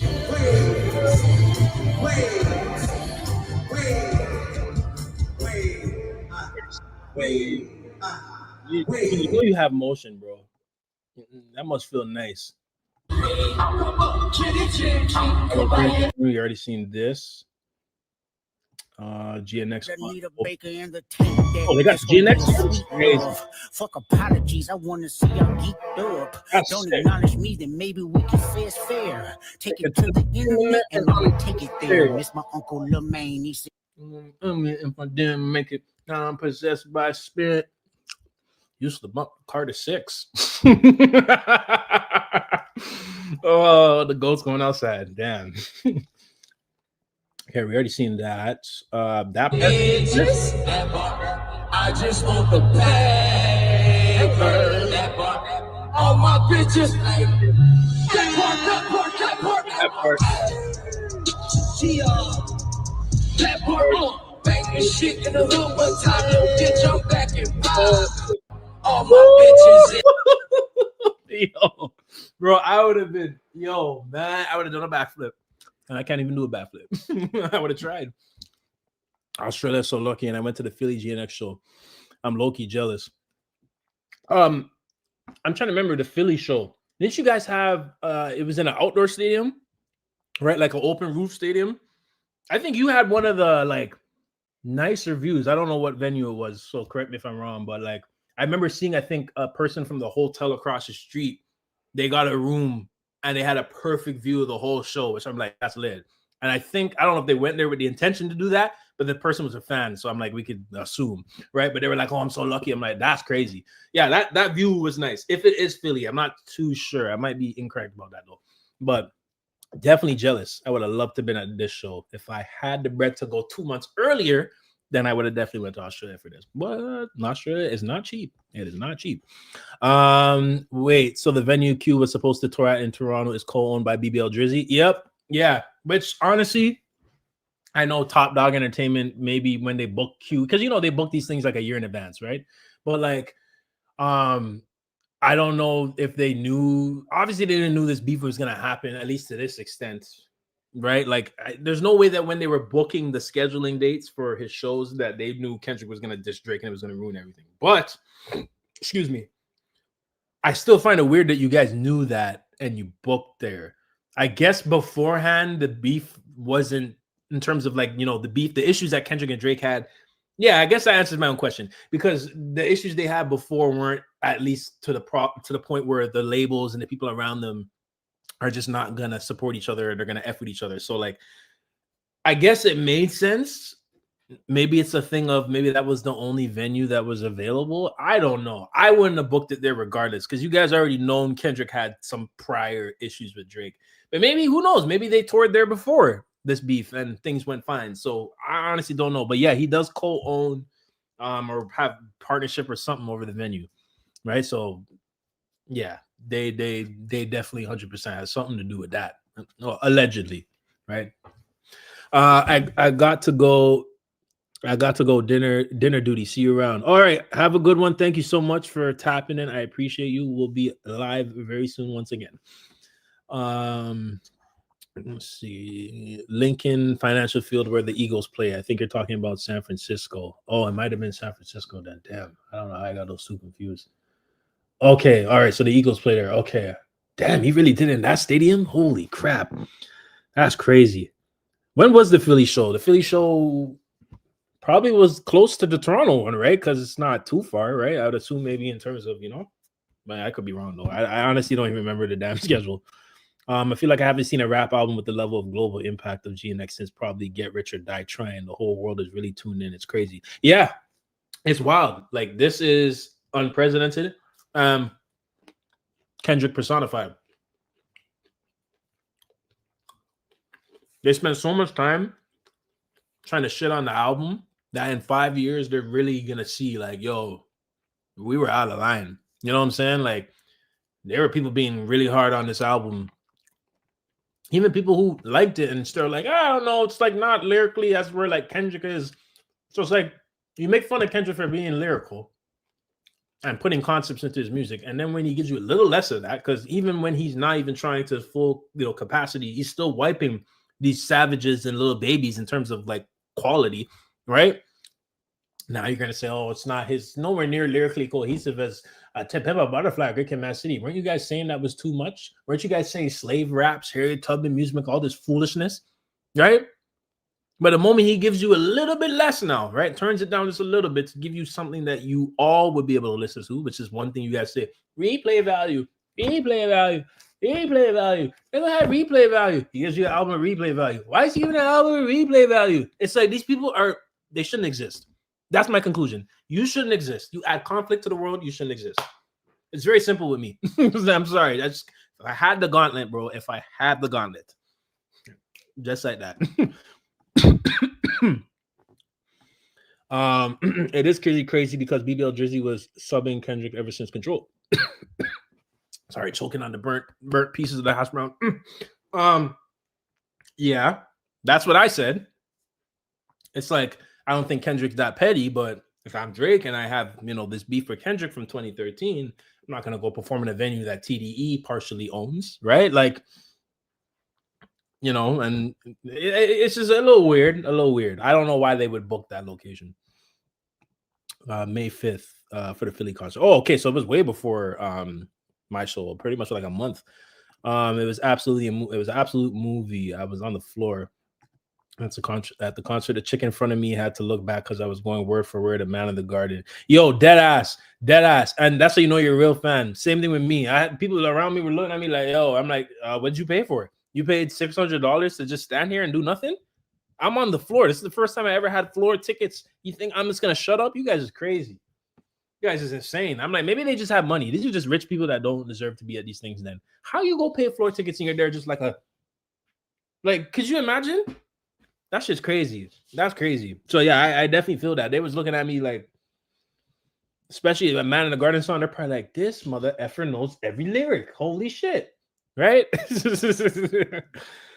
Exactly. I'm so happy Kendrick always does him, and don't worry too much about others' opinions. You either get it or you don't. That's how you're gonna survive. You start worrying about what all these people saying about you, man, and you start trying to cater to what they want and all this and that. Make what you want. And that's Drake's issue. He always got to test the waters now. He's always going to have to try to get the opinion of people who are not even in the culture to validate him because no one else is, right? So it's like, you stop caring about what people say about you and you make the music you want. people will support you because they see you have a vision, you have determination, and you can't be swayed, right? No one wants to listen to an artist that's just swayed by the public. It's like, damn, right? Like, holy crap. Like, every time they say something, a critique, you're just gonna go talk about it on the next album and then kind of double down or, you know, go in the direction that they want you to, but in your own way that doesn't work. It's just weird, man. It's very weird. So I'm happy that he does that. And it may get us mad, like when we're begging for music, right? But I know at the end of the day, Kendrick gonna put out what he wants. As much as I would want another album or something right now, he gonna take his time and make sure he put out something that delivers. And that's all that matters. That is all that matters, right? Let's see, what is this? Sold out. What's up, yo? My haters niggas hating on a bitch and they go broke. I hate them niggas hating on them niggas, they go broke. You ain't coming for no chili, but you come for. You don't chili, yo. Crazy. Sold out crowd too. Did he sell all the Australia shows? I mean, I wouldn't be surprised. Damn, that's crazy. Let's see if we've seen any of these. That's some shit I got a song in the race. You don't know about that. I don't know about that. I don't know about that. I don't know about that. You don't know nothing about that.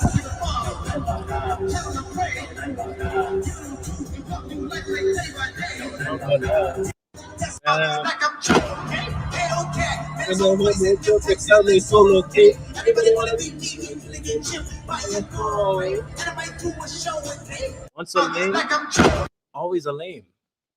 Oh, you thought the money, the power, and the fame would make you go away?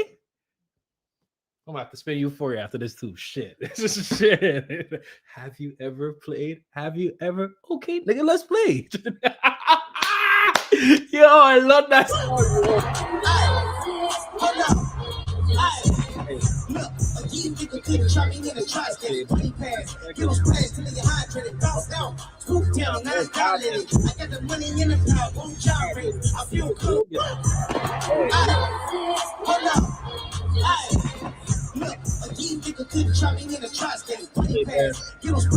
Hydrate.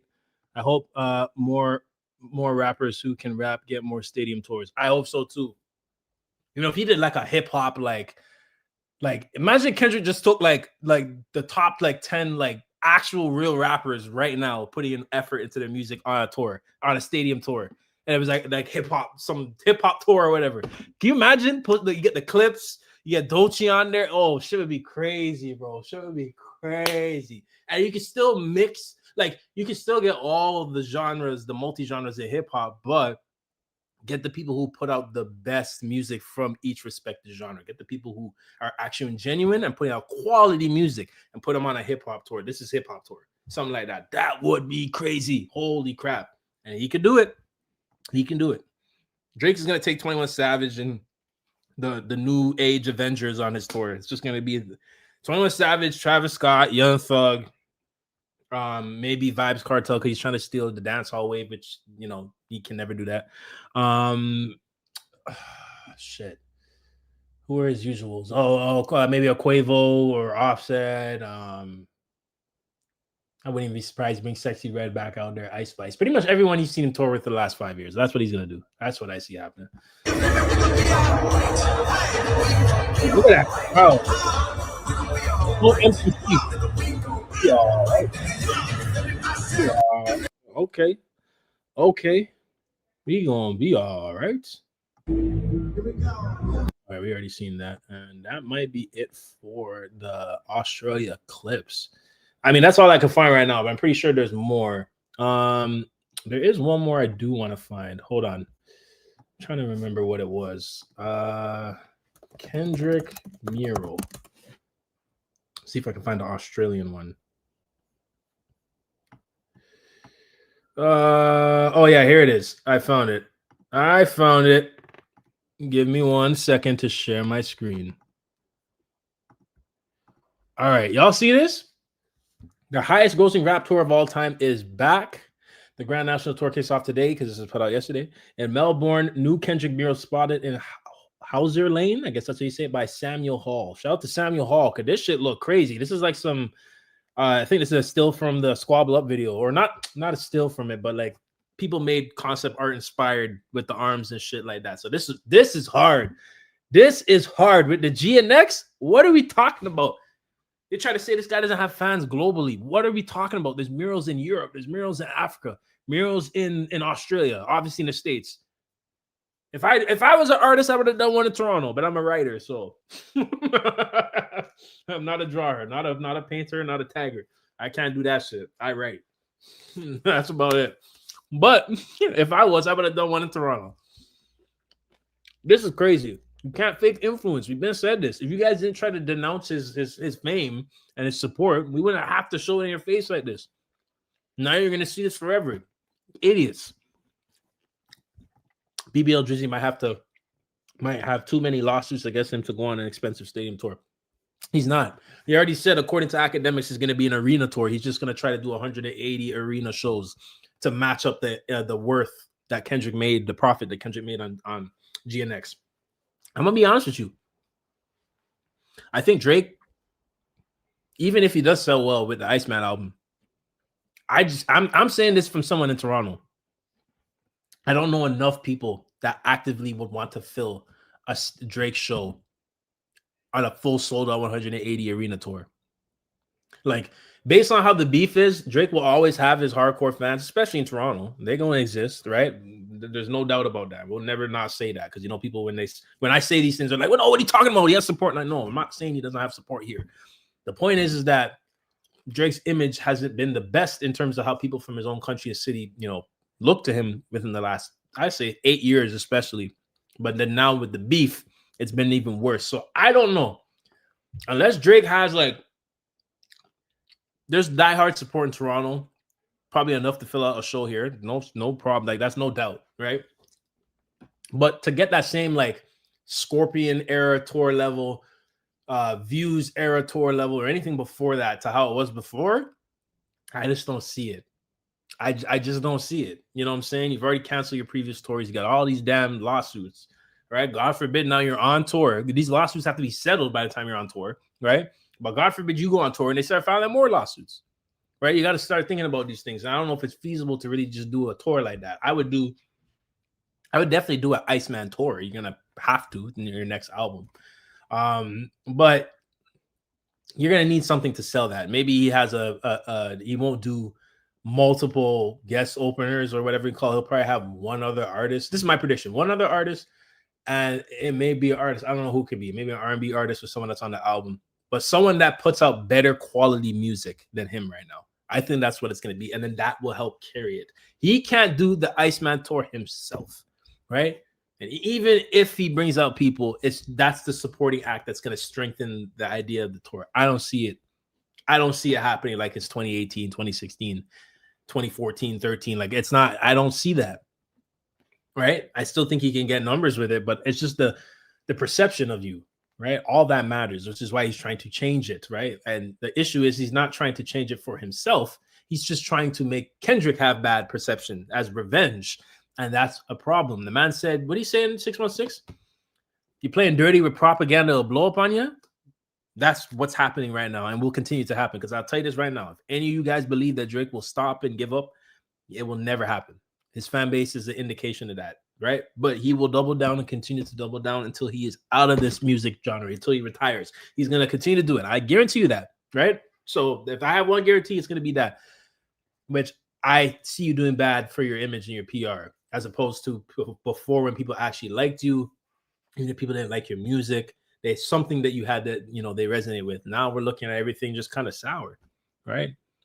You know what I mean? You don't have to just worry about Kendrick fans or your Drake haters or whatever you want to call them, right? But just the general public is how Drake is so successful. It's the everyday consumer, not the hardcore fans, because every artist has that. It's the everyday consumer that has been fed Drake music their last 10 to 15 years. They're just used to hearing him.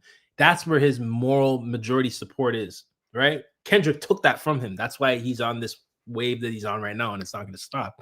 But with Drake, the problem is now he has to try and win back that consumer, and he's not doing anything to do that. He's just trying to get revenge on Kendrick, right? And I'm sorry, that may feel like the right thing to do because the guy really destroyed you, but it's not going to do anything for you or your music or, you know, what you're trying to do long term. That's how I feel, you know? So I don't know if that Iceman tour goes exactly the way he intends it to. I just don't see it. All I ever wanted was a black grand national. Fuck being rational. Give them what they asked for. Look at this. The man's brought the GNX out here, and apparently Kendrick FaceTimed this guy. So maybe he tapped in with him. I don't know how the hell he tapped in with him, but he lucky. But this is real. This is crazy, right? Like I said, you can't fake influence. You just can't, right? Excuse me. Sorry, burnt hash browns coming back up. All right. Let's see if there's anything else that I missed. Based on the performance.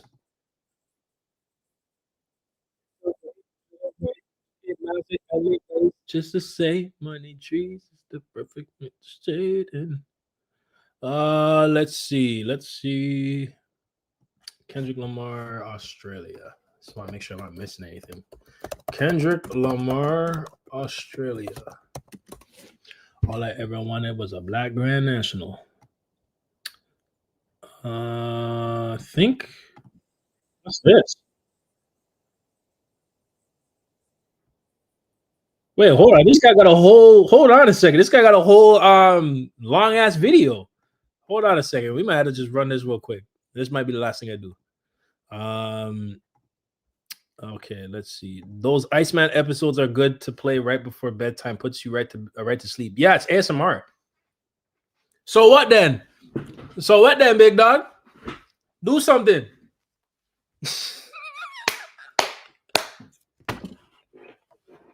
Yo.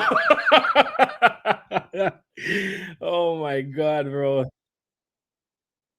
Oh shoot, I'm not even sharing my screen. Sorry, hold up. Sorry, guys. Hold up. All right, there we go. All right, make sure you guys can see that. Whatever though. Questionable. 9 and decimals. The edibles. Oh, how you work. Use it. Homo probably switch inside your DNA. Problem is inside your DNA. Daddy probably snitched. Favorite tits inside your DNA. Oh my god, that's definitely. I've been to probably offend you. It's full the sun. I know murder, convictions, murder, bruises, burglars, violence, dead, credentials, scholars. I was bad for this. I was bad forgiveness. Soldier's DNA. Oh, this is hard. They had like a multi-angle shit on this. This is hard. Let me tell you about my life. I said, do something.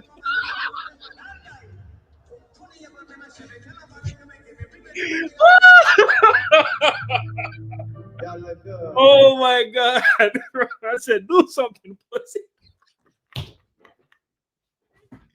Yo, that was the funniest shit ever. I think I reacted to that live, and that was the only one I reacted to because it dropped as I was reacting to some JID music, and I'm like, oh, he's dropping something. All right, let's do it. And I saw that, and I was so confused. I'm like, what is going on? like that was hilarious. You guys are funny, bro. Don't be shy now.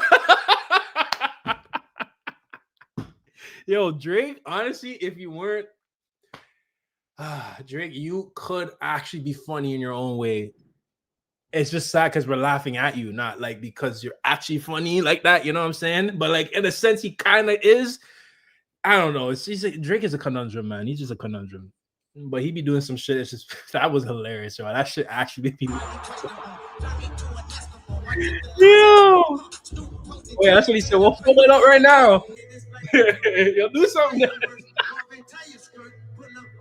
Oh my god. Oh, yeah, I already played it. I went back too far.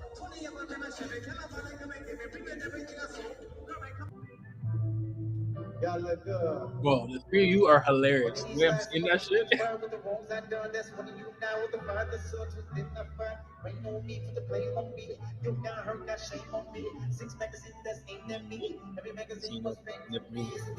Ooh.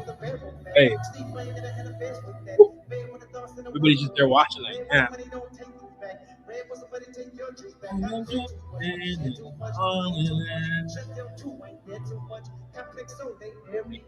Okay, damn. Oh, then you switch Euphoria? That's like literally the direct opposite. Oh shit. Let's see a job really crash something. And my last one. I said you don't have one. Or audience stomach that and tell me you get the abs from. It's a fast one. Last one. You better walk around like that. Remember? They talk like what the fuck they think they're playing with. Fortune my middle name as soon as you jump off of that plane, bitch. Only you like being famous. Hold on, let me hear the rap.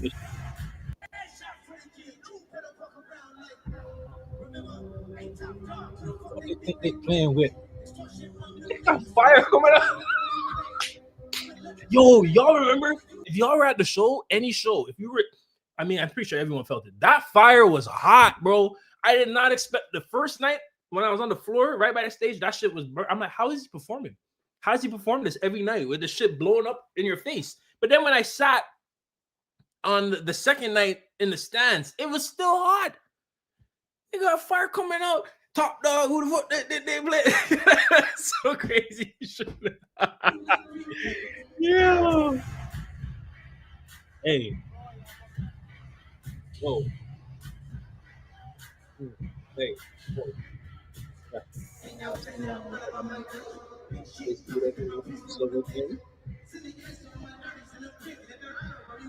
Go win for the win. Get the backboard.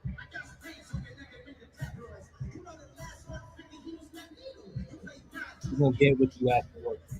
Game 24. What you mad for? Just square on his back like a tackle.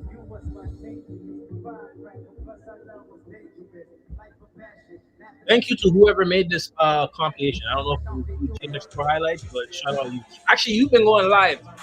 I think the GNX Store account like was actually there, so shout out to her because she be putting in the work.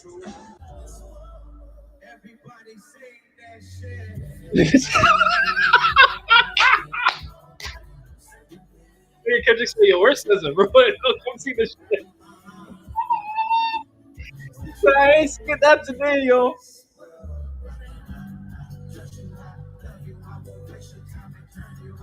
Forgive Drizzy even on that Ozempic. Yeah, he missed his last dose.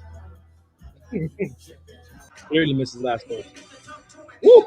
Woo! That's what I didn't see. I haven't seen any Not Like Us clips yet. That's the part that's crazy. Well, hold on, let me read these comments.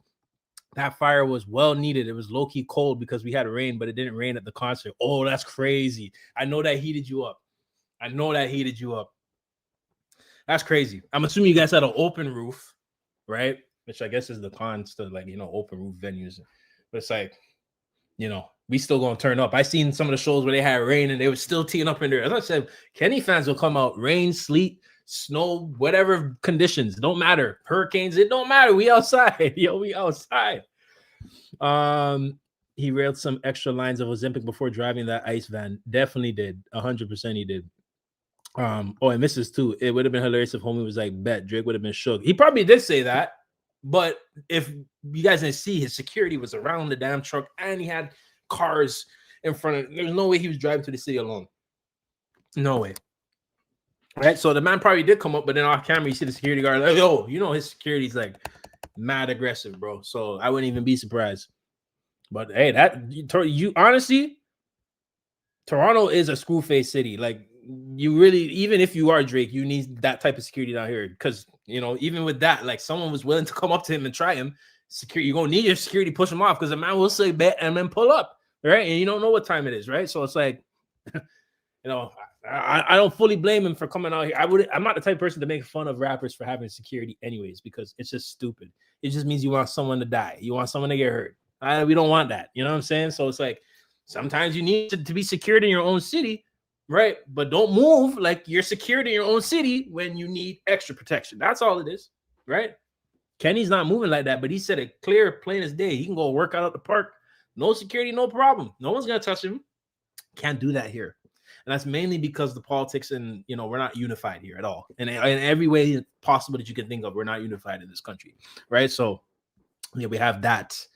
going against us. And it's like, not to say that other, cities in America or whatever, they may not have their own divisions in terms of like, gang culture and stuff like that. But, when it comes to community, that's one thing I notice America has better on in Canada in terms of like, not living standard, but in terms of like how we communicate amongst ourselves in our community. Canada is not really community, to tell you the truth, because most of Canada is immigrants, right? So most of us are coming from different places, bringing our cultures to Canada, which is awesome. It's cool. You can practice all these different cultures in Canada, right? The problem is there's not a unification amongst our communities, right? Whereas in America, yeah, certain neighborhoods and sets or whatever can be going against each other, but you guys, your community itself will be more unified than compared to us. So that's why it's like we don't know nothing about no unity over here, even with gang politics, right? Like not at all. So, you can't be moving like you're a guy from here when you really don't got it on lock like that. You know what I'm saying?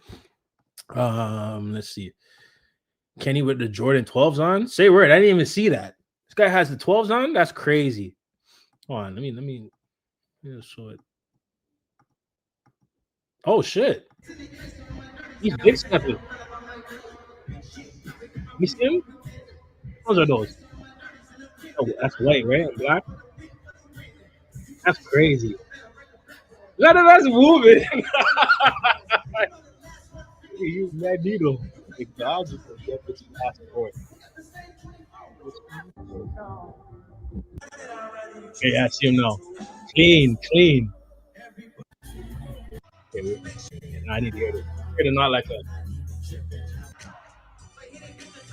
They're in love. Little sister from get your hand-me-downs. Oh no. Certified lover boy, certified.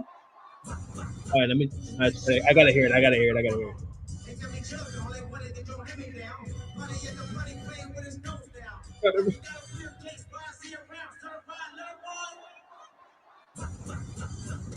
Pick him up. I'm gonna do my stuff. Ain't you tired? Buddy.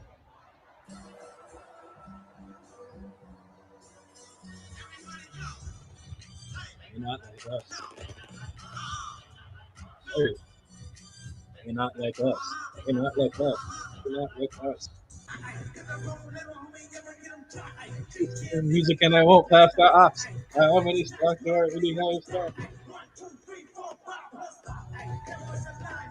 Man, God, hey, empty ass, niggas need to get their ass aside. Only ass up like us. For your life. For your life.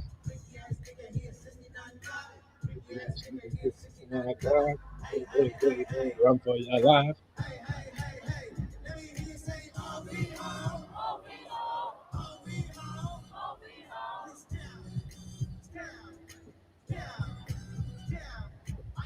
My friend. That's it. Hey. Actually, beautiful. And somebody gotta do it. Let me see we are.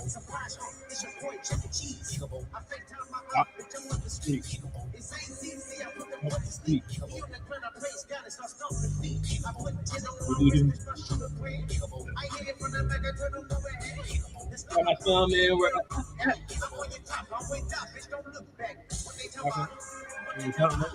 what they talking about? Huh?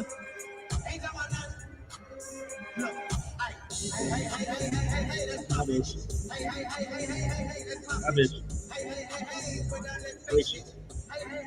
Ain't nothing to play with.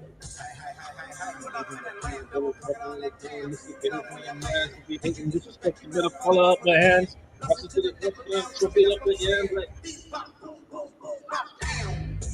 Come on, you wouldn't understand. Hey.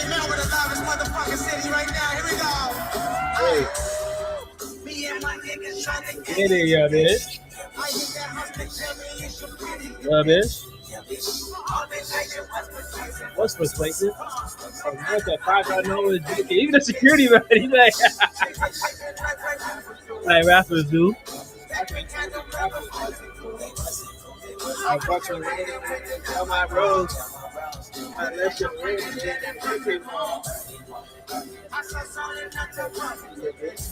So I didn't think they had the feet around. $50, you're looking like I usually come up here, bitch. My silver spoon, I know you come from my bitch. You know, my cousin always had a theory that that line was about Drake. When he used to say that back in the day, way before the beef, I'm like, yeah, that could really apply to anyone, right? And especially since he made this song probably when he didn't have issues with him. But then again, who knows, man? We don't know. One day we're gonna find out where this really stemmed from, outside of the obvious things, right? There's more internal issues going on, right? One day we will find out. Maybe 10 years, maybe 20 years from now, but we will find out one day.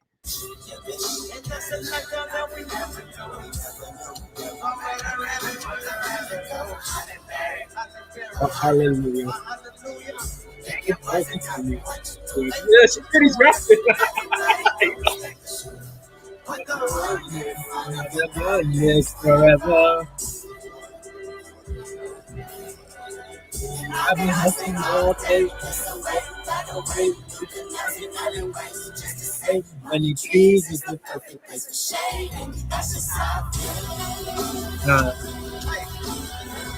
I love my name. I love my name. I feel. Nah. That's just how I feel.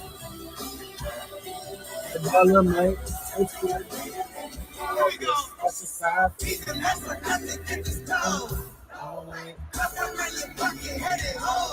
Oh, wait. Oh, wait.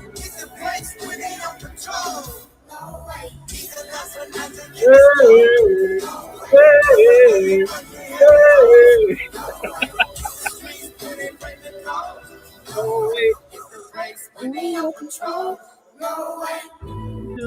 Oh, that's crazy. Oh, my Shaq. Trust you know.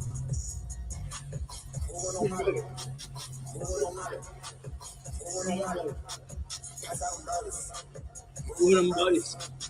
That's on the buddies. Jeez. It's on my body and that's on my kids and keep nobody. Where is he? Oh, they just haven't teamed up at. I think it's funny to wait over budget I lose for. I would have said fuck you too. You do that list.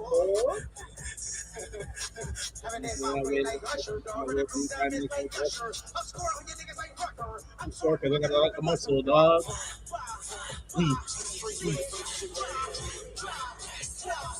I don't know how they said this wasn't hard, bro. This song is crazy. Which I'll put like ASAP Belly. I'm talking about.